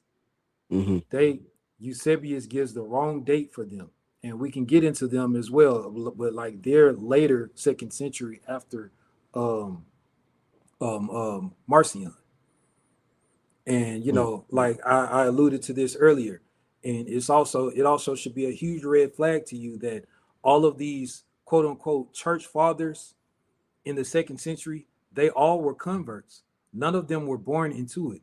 They all were converts because that's when it was being created, and they transitioned, to it and stuff while they were creating the story, and to put the lie out there. The first one that was born into it was Origen, in the 3rd century, and of course, it was already up and running. Yeah, by that time it was yeah. So, oh man, it's a tangled web we weave. So, I mean, that with this Jesus character, bro, there we have people like Philo, I've already mentioned. Justice of Tiberius. We got Plutarch, Seneca. We got we got off the top of my head, we have so many other people that existed and they wrote about the region in the first century, and none of them wrote about Jesus. And it's another figure, you know, like some people bring up Pliny the Younger and they don't know anything about him and stuff. And you know, again, every time somebody says Pliny the Younger, it makes me think about his uncle Pliny the Elder.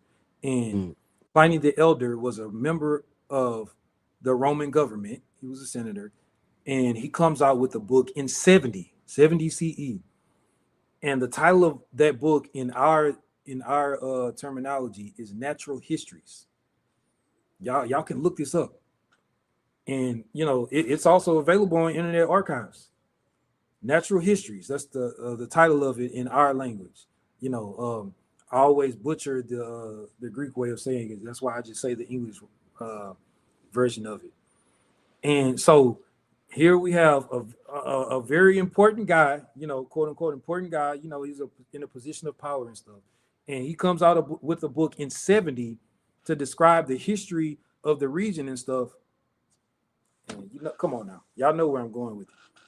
There's nothing in there about this Jesus figure or Paul or anything that the New Testament claims. Nothing. Like the earthquakes, people rising from out their graves. Yeah. None of that. Bruh, like, yeah, in the book of Matthew, I think it's Matthew 23, that, yeah, if it literally says that people, saints, that had been dead, rose up out of their tombs and started walking around Jerusalem and interacting with people. Bruh, if literal zombies had started walking around, that would still be the most talked about event till this day. Still be talking, still be talking about it, but nobody mentions this. Like it's stuff, you know, it's a lot of stuff like that you know, people don't stop to connect the dots and really think about. You know, a lot of people are even unaware of asking these questions. You know, and it's just you know, I mean, somebody somewhere should have mentioned a guy feeding thousands, turning water into wine, walking on water. Like somebody somewhere should have mentioned this stuff, especially when you consider things like you brought up how Josephus wrote about Hercules. You mean to tell me he wrote about Hercules and not the guy walking on literal water? Yeah. Come on, man. Yeah, people, he wrote about Hercules. He said Hercules was he fought alongside the sons of Abraham in battle and stuff. Yeah. It's because, you know, Beezy, I'm thinking about it. My thing is this. Let's say, no, we're not going to say it, but I'm going to say this. If Josephus would have wrote about Jesus the Christ from Nazareth, why didn't he mention all of the miraculous? I mean, the guy who did all of these amazing things only gets a little slither out the book. 3-4 sentences. When Josephus wrote Josephus wrote multiple paragraphs. Because I have Antiquities of the Jews. I have it, and I'm like, man, the volumes on volumes on volumes of literature and writing, and Jesus Christ gets a little footnote. Yeah, that's crazy to me. Like I'm gonna tell you, like with Josephus' works, Wars of the Jews, Antiquities of the Jews, and his autobiography. So Marcion and some others, they utilized a lot of his writings and stuff. They used it as a guide to craft the stories and stuff in some of the narratives. Like, check this out. Like in Mark, I'm forgetting the exact what do you call it, chapter and verse and chapter stuff. But when I describe it, some people are probably gonna already know where it is, or you just look, describe the story, it'll bring it up. But in Mark, where it talks about the guy that found Jesus's body and buried him and stuff, so not in Josephus's autobiography, he talks about, because he fought alongside he fought with the Romans in the wars of the late 60s and early 70s and stuff. And during the destruction of the temple and stuff, he was there and he fought with the Romans and stuff. And during that time, Titus Flavian was the emperor. Right. In his autobiography, he wrote about a time where he was walking and he saw 3 of his friends hanging on crucifixion crosses, because that was a common unaliving method that the Romans used, especially to people that was accused of blasphemy. They would, they would nail them to the cross. So he was walking and he saw his friends hanging up there, and he asked Titus if he could take his friend down. And of course Titus agreed. Hey, he's like, yeah, Joseph, yeah, you could take your homeboy down. Yeah, you with us. One of us now. So, yeah, you one of us. So hey, yeah, if you want to look out for your homeboy, yeah, I'm gonna look out for you. And yeah. So Josephus did this, and he took him down, and his friend died, and he buried him. So now, if you go to Mark, first off, before I go to Mark, if you just, Josephus's Aramaic name is Joseph. They would say Joseph, but it's Joseph, And if you look up Josephus's father's name, his father's name is Matthias or Matthias. Some people pronounce it differently. Tomato. Now, remember at the beginning of the video, we was talking about how, people didn't have last names. They would just say Easy of Houston, Bar of Memphis, of Tennessee, whatever. So in Mark, you got, when Jesus was hanging on the cross, we have this person who found him. His name was Joseph of Arimathea. Now, if you just look this up, there is no place called Mathea or Arimathea. Never was back then, and it still isn't now. You just look this up. There is no Arimathea. But remember, Joseph of Arimathea, remember, Josephus's Aramaic name is Joseph, and his father's name is Matthias or Matthias. So what they did is they took that story that Josephus wrote, talked about, that he experienced and did and stuff. So they took that story and that event and placed it on to, this character, and took his Aramaic name and combined it with his father's name, to create a fictional person who took down the fictional character's body from the cross and stuff and buried him and stuff. I mean, that's just an example of, how they use some of his works to create their narrative and stuff. And that's an example to show you that the Gospel of Mark wasn't written in the 1st century, because Josephus' autobiography didn't come out until 99. And they used stuff from his autobiography. So, nah, bro. I had just looked at it. I just pulled it. Yeah, that's Mark 15 verses 42 through it's like 42 through 47. Yeah, it's the end of the thing. Yeah. Yeah. So this resembles what's in Josephus's autobiography that comes out in 90. Is that what not 90? No, 90. It's 99, no, not right. When did you say Josephus's biography came out? 99. Somewhere in the late 90s, I think. Yeah, it's 99, right. I think. So how could a God, Antiquities of the Jews comes out in like 93. Which one is it? The you said the one. If I write about my own life, is it a biography or autobiography? I'm tripping. It's autobiography. If you write about yourself, it's auto. Yeah. So okay. So his autobiography comes out after Antiquities of the Jews. That's the last thing that comes out. It comes out in 99. Yeah, because Antiquities of the Jews comes out like 93, 94. Yeah, 93. Yeah.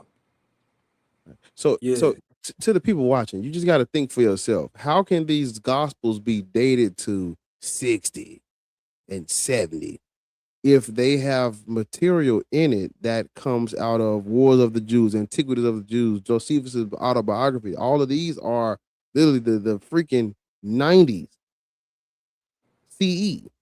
You mean like there's no way they would have dated to prior to these works. So off the rip, we're dealing with 2nd century literature that's not contemporary to a Jesus, not even close to contemporary to a Jesus. Nobody mentions these gospels. These gospels, they don't get named until Irenaeus in like the 180s, right? Be easy. 80, yep, 180. So it's like against heresies. We're dealing with inauthentic, plagiarized, interpolated, forged. They're pulling from Josephus. They're anonymous. They're not contemporary. There is not a scholar on this earth. There's not a Bible historian. Nobody. They will tell you this is anonymous. They don't know who wrote it. Mm-hmm. And it does not when you look at it critically, when you hold it up to scrutiny, they do not date to the time ranges that the scholarly consensus is given. It does not date to no 60s and no 70s. No, it has to come out later. They don't get named till 180. That's literally almost the freaking 3rd century. Mm-hmm. Cause check this out now. So you got, I told y'all, because Marcion pretty much wrote Luke and Acts, and now specifically with Luke, like the beginning and a small portion of the end of Luke, it doesn't fit and match with, most of Luke, pretty much Luke 4 through 22. And the reasoning for that is like, Marcion pretty much, wrote Luke and stuff. And later on, some of the church fathers, that had a hand in, like continuing to put this stuff together and edit it and stuff, added stuff to it and stuff. And like Irenaeus, the one that you were just talking about, Irenaeus added some stuff to the Gospel of Luke. Now, so like, for example, like in the beginning of Luke and Acts, he added the beginning of Acts as well. Like in the beginning of Luke and Acts, it's addressed to Theophilus, so that he would, it literally says that, hey, I'm writing to you, my most excellent Theophilus, so that you may be aware of the things that are going on and stuff in the beginning of Luke and Acts. Yeah. If you look up Theophilus, there was, now remember, Luke never met Jesus, and Luke was supposedly a traveling companion of Paul, the physician of Paul and stuff. So, and then they, Paul had this vision and stuff, and then he did a 180. He renounced being a Jew and stuff, and turned into a Christian and started, spreading the gospel and doing all these wonderful things and stuff. So now there's only 2 Theophilus. There's one Theophilus in the 1st century. He was a Jewish leader in the temple. I'm forgetting his full name is Theophilus. Is it Theophilus of Benanias or something? It's Theophilus something. Josephus wrote about him. And the only other Theophilus was Theophilus, the bishop of Antioch, who ruled. He was the bishop of Antioch from 169 to 182. Yeah. Right there when Irenaeus wrote against heresies in 180. Now, in Luke, again, Luke is a traveling companion of Paul, so they all together, and so that now they're supposedly they're Christians and stuff now. So now as a Christian and stuff, and they're persecuting Jews. They're not a Jew anymore, and they're persecuting Jews and stuff. So in Luke wouldn't be writing stuff to a Jewish priest so that he would be aware of the things that is happening, as the beginning of Luke says. But because he's a Christian, right? Yeah, he's a Christian. But a Christian wouldn't be. My bad. I'm sorry. Yeah, a Christian wouldn't be writing to a Jewish priest. No. So there's no way he's talking about the Theophilus from the first century. Yeah, he's not. That doesn't make sense. Nope. But Theophilus, who was the bishop of Antioch in the late 2nd century, from 169 to 182, he, in Antioch, and this Theophilus again comes from. They all come from Sinope, that region, and Theophilus, the bishop of Antioch, was a Christian convert. He converted to Christianity in like the late 150s, early 160s, around that date range. Now, it would make sense for Irenaeus to address, the Gospel of Luke and stuff to Theophilus, the bishop of Antioch, so that he would be made aware of the things that's going on and what they're doing. That makes a world of sense. Wow. To me, it's just, you got, and Acts as well. It says the same thing in the beginning of Acts, right? And this, my most excellent Theophilus, so that you'll be made aware of these things that's going on in the beginning of Acts as well. So you got, I think Irenaeus, wrote those things in the beginning of Luke and Acts, and, addressing it to Theophilus, who's now the bishop of Antioch. And again, he was a Christian convert in the late 150s to 160s. That makes sense that Irenaeus would be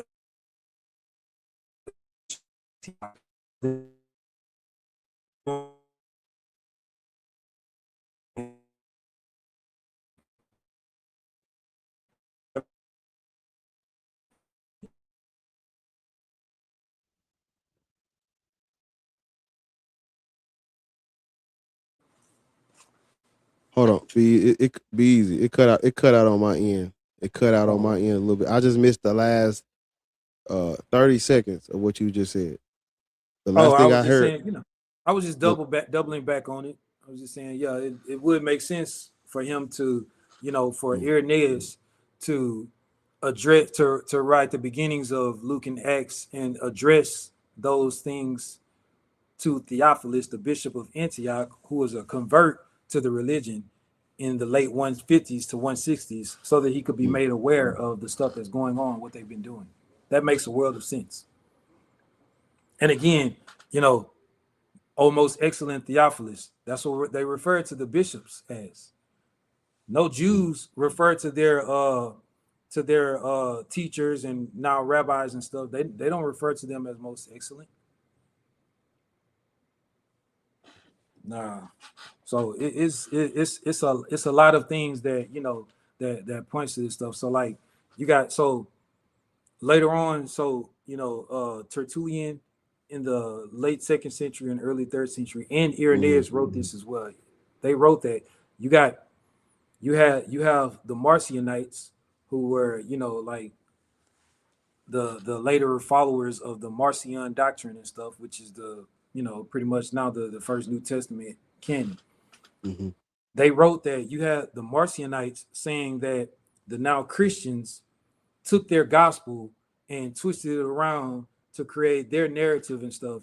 And then you had the Christians who said, now the Marcionites took the the biblical New Testament accounts and stuff and remixed it to create their gospel. And later on, the past couple of centuries and stuff, you had they were continuously going in to fix stuff, edit stuff, take stuff in, add stuff in and stuff, take stuff out and stuff, and they left small mistakes in there that will allow us to answer some questions and see some things. And they left a crucial mistake in there that will allow us to see that the Christians took the Marcionite gospel and remixed it, and not the other way around. Because in Luke, remember I told you earlier, like Marcion wrote that Jesus, there was no birth narrative and stuff. That was late. That was added in later on. Marcion wrote that Jesus ascended down from the heavens. He was the son of the Father, the unknown God, and he ascended down from the heavens into Capernaum. That was his first stop. Now, in Luke 4:21, I think, when Jesus went to Jerusalem, and if you pull this up, or I think you can pull stuff up. Jesus went to Jerusalem, and they asked Jesus if he could perform miracles on people there like he did in Capernaum. Yeah. I think that's Luke 4:21. That's right. It's a little bit down, but it's that's right. If I could show my screen, hold up. It's right here. Yeah, right there. He said to them, doubtless you will quote to me this proverb, doctor, cure yourself and you all that. Yeah, do here also in your hometown the things that we have heard you did at Capernaum. Yeah. You know what the huge problem is what that is? Go to 31. Verse 31. Yeah, verse 31. That's right when Jesus first goes to Capernaum. Yeah, you see it right there. Yeah. He first went to Capernaum in 31. So they forgot to edit that right there. How could they be asking him to perform miracles there like he did in Capernaum when he hadn't been there yet? So that shows you how like the Christians took the Marcionite doctrine and edited and stuff, for their narrative. And the Marcionite doctrine doesn't come out until 144. So man. So no, like there was no Jesus, there was no Paul, none of these, most of the characters, well, in the whole Bible, but since we're talking about Jesus and stuff in the New Testament, most of the characters in the Bible, in the New Testament, did not really exist, and most of the events in the New Testament did not really happen. I only say most of the characters in the New Testament didn't exist because that's excluding Pontius Pilate. Evidence points to, he really existed. Outside of him, nah. And again, all of this stuff happened in that region and stuff, and was intended to people in that region and stuff. Black people, you're only Christian because this was beat into our ancestors during the slave trade. Like this is not for you. This is let me stop saying you. This is not for us. I'm saying you, right. Like I'm not black. In my mind, I kept saying you because I'm not a believer in it and stuff. I'm not a Christian. Yeah. I feel it. I feel that. This is not for us. I only come to two conclusions based on Leviticus 25 verses 44 through 46, where the God of the Bible, literally told his people that they can buy foreigners and make them their property and enslave them for life and pass them down as inheritance to their offspring. That's literally the definition of chattel slavery and what happened in chattel slavery. So, I'll say that, hey, either, those people that came in, and enslaved us and stuff, they were either following the directions of that God of the Bible, and or they created that God of the Bible, and had him say those things so that they could justify the things that they were doing to us, and other people. Either or, it's not something that we should be following. Wasn't in Ethiopia first. It was it was took to that's where they go. Yeah, that's where they go. Nah, it was took to Ethiopia in the 4th century from colonizers. So, man, it's a tangle web we weave, man. And it takes a lot of reading and watching things and traveling, and and cross-examining texts and stuff to to see what's what. Yeah, it takes a lot of work, and you're either gonna put in the work to really know what you're talking about, or you're just gonna you know, continue to be ignorant to the historical aspects of your beliefs and stuff and just go by what you're told. You make the decision. Yeah. I think that's a great note to end off on, big bro. Man, I been trying to get you over here, and I'm glad we was able to, man, just do a whole little run through of it so people can have it over here that they can come back and rewatch it and, you know what I'm saying, look through the Bible, look through Josephus and Tacitus and Eusebius and Pliny, and, you know, look through all these different names, look these names up, and so they can understand for themselves that it wasn't no Jesus, it wasn't no Paul, you know, evidence of this stuff. You know what I'm saying? You gotta understand, like, you know, Be Easy done segued into what I be touching on. Black people should not be Christian. We got this through violence. On top of the people not existing, on top of the stories being fictitious, they forced it on us through colonialism and slavery. Mm-hmm. So that's why it's one thing for, you know, all these other different groups of people, no harm, no foul, if they believe in Jesus or not. The gods are named, the days of the weeks are named after their gods. The planets are named after their gods. We're living under their rule, by their calendars, in their culture. No harm, no foul. You're not demonized for watching movies about Thor and Loki, the Marvel. You know, you're not demonized for watching movies about the Vikings, TV shows about the Witchers and the things that happen in Europe, European mythology and culture. You're not demonized for that, but African cultures are demonized. We were lied about.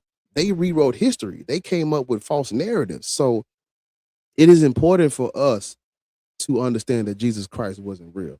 And these stories, this Bible is fiction.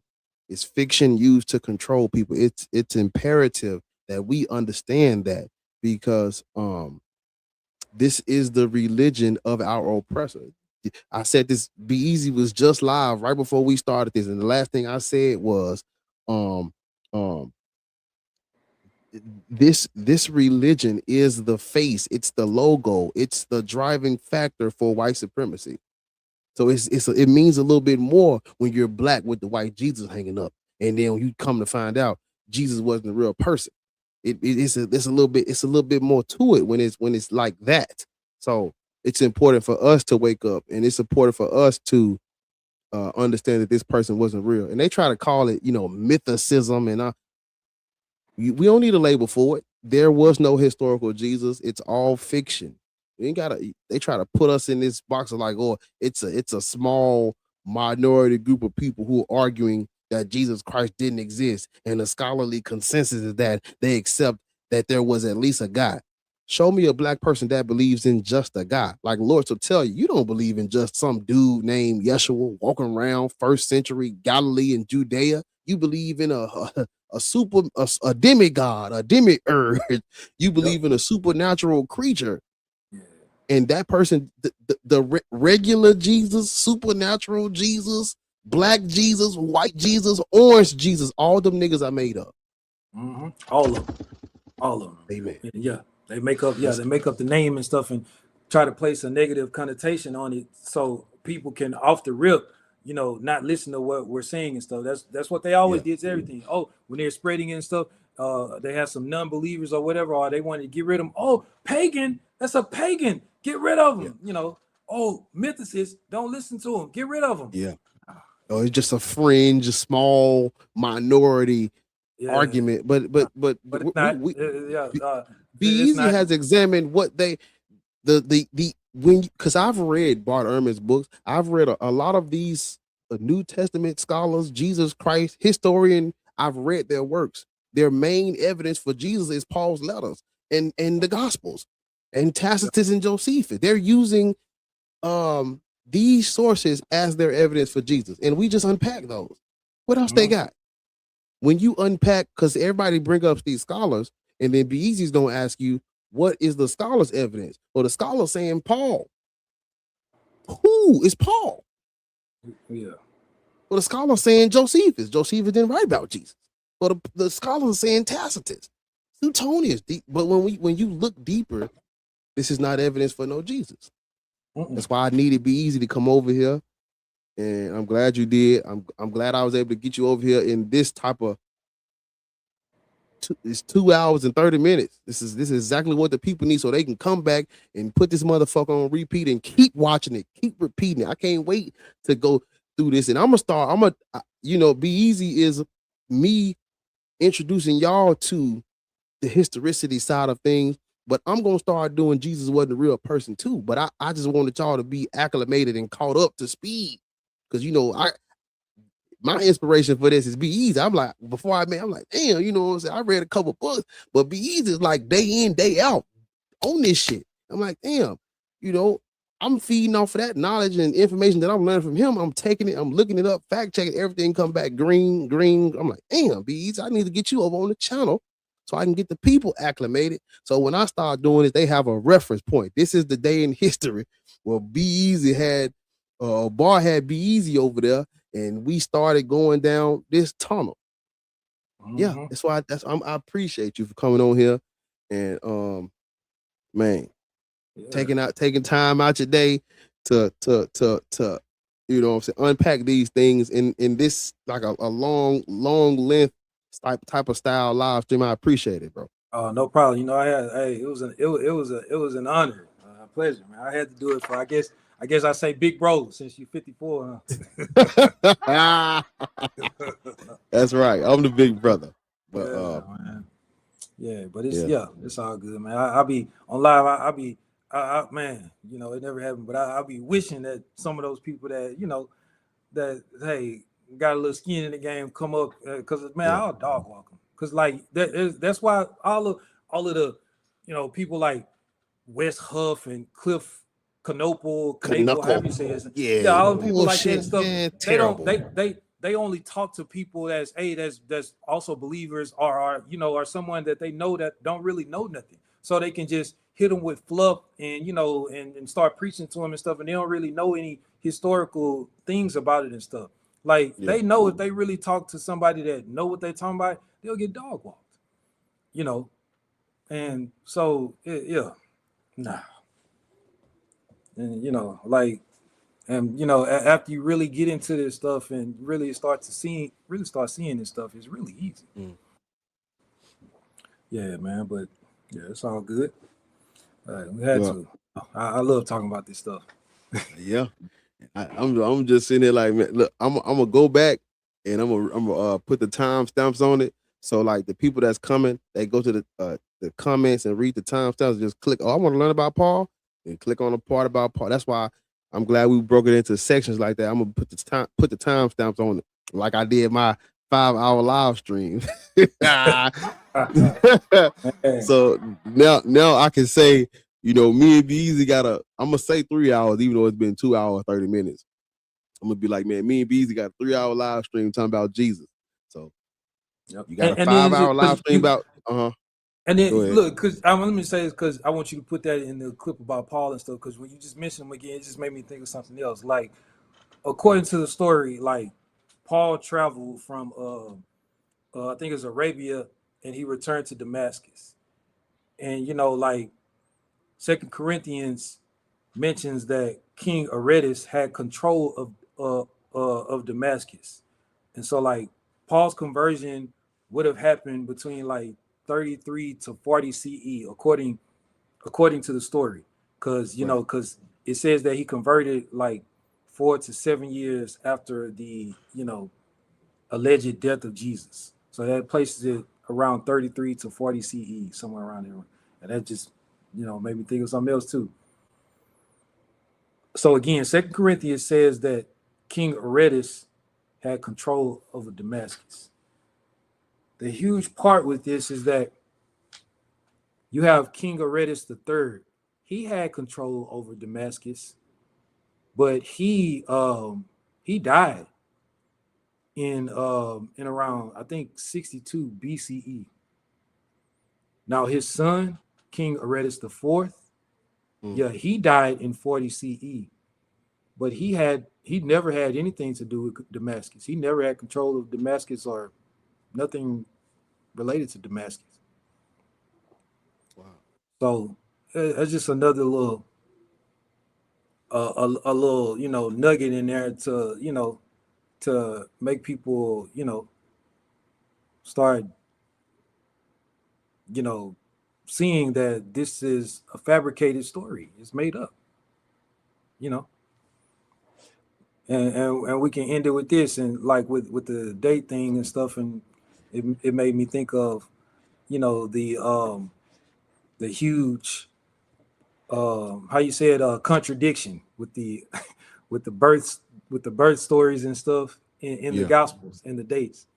So you got the Gospel of Matthew saying that Jesus was born during the reign of King Herod, and King Herod was looking for him. He unalive all of the firstborn, all of the sons and stuff. And King Herod died in 4 BCE. So the Gospel of Matthew is claiming that Jesus was born at least in 4 BCE, because that's when King Herod was born. But you got Luke 2 saying that Mary and Joseph were in Jerusalem to register for the census. And this was when Quirinius was governor of Syria. And during this time, this when Mary gave birth to Jesus. Now, if you look up when Quirinius was governor of Syria, he was governor of Syria between the years of 6 and 12 CE. So if we just go with the earliest date, 6 CE. So you have the Gospel of Matthew saying that Jesus was born in at least 4 BCE, and the Gospel of Luke saying that he was born at least in 6 CE. That's a 10-year difference between the two. At least. So how, Sway? Like that's not just a small misstep. That's a 10-year difference. Yeah. And then if you go with the Luke one, let's say the Luke one, let's say he was born in 6 CE. And then it says that he started his ministry at 30. So 30 years from 6, that would take us to the year 36 when he started his ministry. Mm-hmm. Now, according to the story, he died when he was 33 years old. It doesn't say specifically he was 33, but it says after his ministry, he participated in 3 Passover festivals. And now the Passover festivals only happen once annually. Passover is once annually. So if he participated in 3 of them after his ministry and then he was killed after that, that means that it was 3 years. He was 33. Right. So if Jesus started his ministry in the year 36 and he died 3 years later, that would take us to the year 39. Now, according to the story, he was killed by the orders of Pontius Pilate, right? Mm-hmm. So the huge issue is that if he was killed in the year 39 at the orders of Pontius Pilate, that's impossible because Pontius Pilate was removed from office in 36. He didn't even live there anymore. He was sent elsewhere on business. Pontius Pilate also dies in 39, but he couldn't have been killed from the orders of Pontius Pilate in the year 39 when Pontius Pilate wasn't even the prefect anymore. So just some more little stuff for him to look into.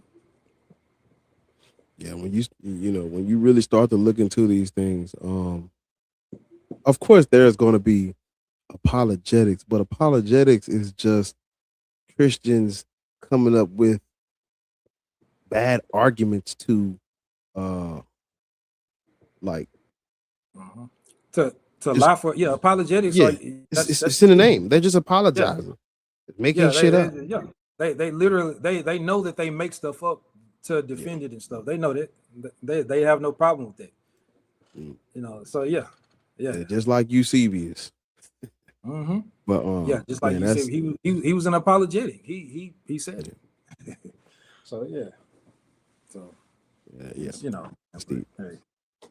but people, Jesus never really existed, man. This stuff is made up. It's all good, man. It's not going. You still gonna have to go to work tomorrow. Still gonna have to pay your light bill. Gas still gonna be high. Man, you still have to pay rent. All that, man. You be all right. I can't wait till more people let go of this Jesus Christ character. Yeah, And you know, man. we start to see more people understanding history and stuff. That's what that's And with us, you know, I didn't say this. I got this from I think Queen of Four, a fool.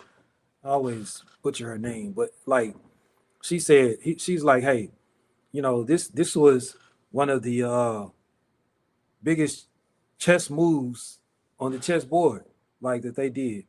So like us black people and stuff, the image of God and Jesus, our Savior and stuff, that's gonna save us and stuff, is in the image of a stereotypical white man.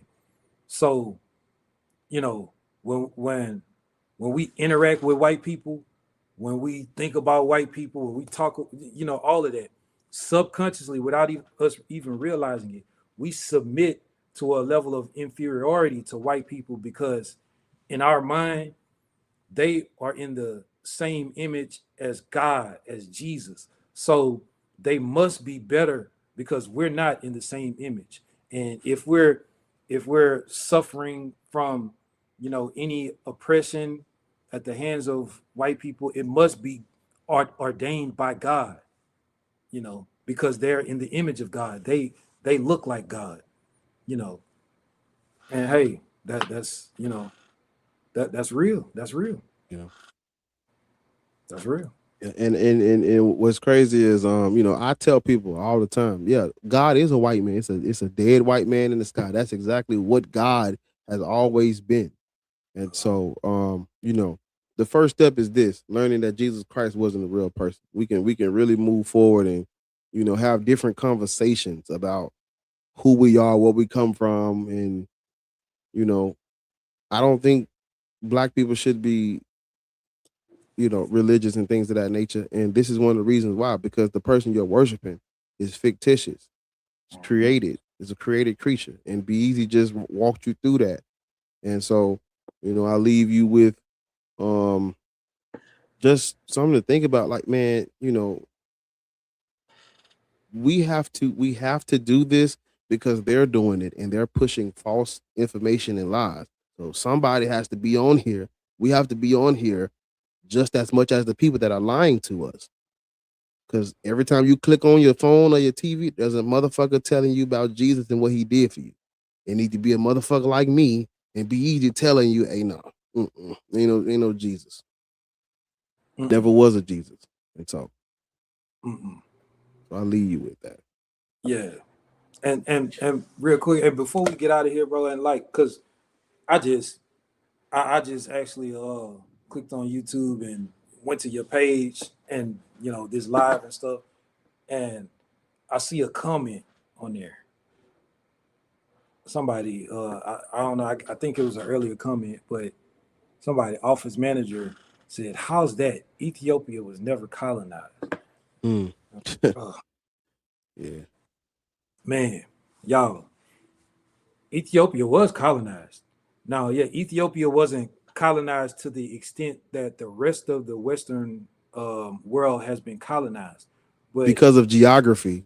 Because of because geography. of That's the only because of reason. geography, yeah, But go yep. ahead, Bees. They were able to hide up on the high mountain ranges and stuff, and Yeah. they were able to see if anyone's coming and stuff, and yeah, and were able to attack first That's and why the stuff. Arab. That's why the Arabs didn't get them, because Yep, the yep, mountain region, the highlands.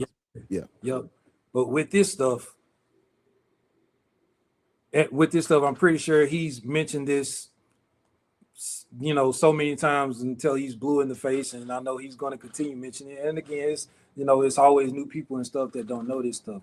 But like, first off, you know, the religion was brought to Christianity. I mean, the religion was brought to Ethiopia in the 4th century by a man named Fermentus. He was a Phoenician-born man. His parents were Greek. All right, so he didn't look like us. And King Azana, who was the king of the Axum Empire, because it was referred to as Axum at that time. King Azana, you know, and he's seen as a very weak king. and you know, he wanted to align themselves. He wanted to align them with Rome so they can have access to the trade routes and have their military assistance and everything and stuff. He accepted Christianity from Fomentis and abandoned Ethiopia's axiom, their traditional spiritual values and stuff, and made Christianity the official religion of the region. Their Bible, the Ethiopian Bible, the Garima Gospels, it was wrote by Abba Garima, a Roman, the son of a Roman emperor. You know, and to the people that say, hey, you know, the Bible mentions, you know, mentions Ethiopia. No, it doesn't. You know, it's not talking about the region that we refer to as Ethiopia today. Right. First off, it didn't start to be called Ethiopia until like, I don't know, like the 7th, 8th, 9th century, somewhere up in there. But like the word Ethiopia comes from the Greek word Aethiopus, and they you know, they were using that in BCE times and stuff. Just that was the name for people with dark faces. You know, they called anyone that had a burnt face, you know, Aethiopus. And we know the New Testament was originally written in Greek. And that story in Acts, if you go to the translation, you know, originally, you know, because that story when Philip was traveling on the road, and it says now in the English version, it says he encountered an Ethiopian eunuch. Eunuch, yeah. Yeah, first off, a eunuch just means castrated, someone who is castrated. So he encountered a castrated man. And the original translation says he encountered an Aethiopus eunuch. So he's just saying he encountered a castrated, dark-faced man. Yeah. Now, later on in the English translations, it's an Ethiopian eunuch. It's not referring to the region that we refer to as Ethiopia now. It's just talking about a dark-skinned, castrated man. If it was referring to the now Ethiopia, it would have said that he encountered an Axumite eunuch, a castrated man. That's the dead giveaway right there as well, because it wasn't called Ethiopia; it was the kingdom of Axum. Yep. So and you know, black people they love to use Ethiopia, but we'll get into it maybe tomorrow or sometime next week when I'm live, and I'll do Black People Should Not Be Christian. They'll come up and say it, and we'll deep dive into it, and you're going to understand that Ethiopia did not create Christianity. The Ethiopian Bible is not the oldest Bible, and they converted for political reasons, and the king converted, and then he imposed it on his kingdom. That's not a sign of revelation or spiritual. That's not holy. That's not spiritual. That's politics. That's propaganda. That's Rome aligning with Roman infrastructure. That's nothing holy about that. But yeah. Well, man, be easy, big bro, little bro. I appreciate you. It was good to hear you. You know, I'm like a sponge when it comes to this. I just sit back and be like, man, I just be listening, because it be times where you'll remember something, you're like, oh snap. And then another thing is I'm just like, yeah. So man, I appreciate you for coming over here and kicking shit and, you know, exposing people to this information, man. I needed it, we needed it, they needed it. It's good. It's great that you were able to come over here and do this. We need more people doing this. Ain't too many of us doing this side of it. We'll debate. We'll debate whether or not God exists, but ain't too many of us on this train right here. Jesus didn't exist, and got the receipts to back it up. So this is going to equip a lot of people. It's going to equip me. I'm gonna have my notes together using this, and I appreciate it. Like I tell them, you're a wealth of knowledge, bro. So man, you are I too. give you flowers, man.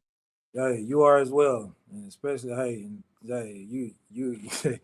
you already, you know, at this level now, you know, in a little bit you're gonna be much better. It's gonna get dog. It's gonna get more dog about this stuff than I do. So and I'm all here for it, man. And we need this. Especially, Listen, for people Well, like you and I, yeah, it's some that's doing this stuff, but people like you and I, like, you know, we're starting to develop, you know, a larger platform. So we're reaching more people. You know, your platform is larger than mine. You know, like, yeah, we both got a little large platform on TikTok, but you got a large platform on here. I haven't done anything on YouTube and stuff. So yeah, yeah, the people need this. But well, yeah, man, man, hey, I'm all right, I'm man, it I'm was I'm a gonna put them. pleasure. I'm gonna try to put them timestamps on it. Maybe tomorrow because I'm gonna watch it back. I probably watch it back tonight, but I'll try to put them timestamps on it. Man, be easy, man. I appreciate you. Yeah, Yeah, I no put the doubt. link. I put the link to Be Easy's TikTok in the description, so you can catch him over there. Watch his videos. He be live. You catch him live, so you can sit in on this because this is his thing. Jesus never existed. God isn't real. That's the topic he usually runs over there on YouTube. So, I mean on TikTok. So, man, y'all follow Be Easy. You know what I'm saying? If you new, subscribe, follow me. Man, I appreciate y'all. Be Easy. You got something for him before we get out of here? Oh man, no doubt, no man. Hey, just no, I ain't got nothing, man. Hey. About to think of something. Oh yeah, I gotta think of something, man. No, we done said it all. We done said it all, Uh-huh. man. But Uh-huh. man, I appreciate y'all. Be easy. I appreciate you, bro. I'm about to play the outro. Y'all subscribe, leave a comment, hit the thumbs up. Hey, this.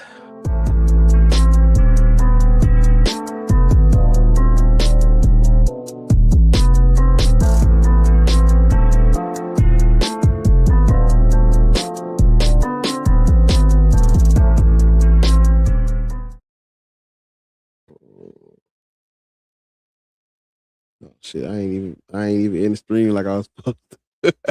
My bad, y'all. I thought I ended the Nah, but I'm going for real, y'all.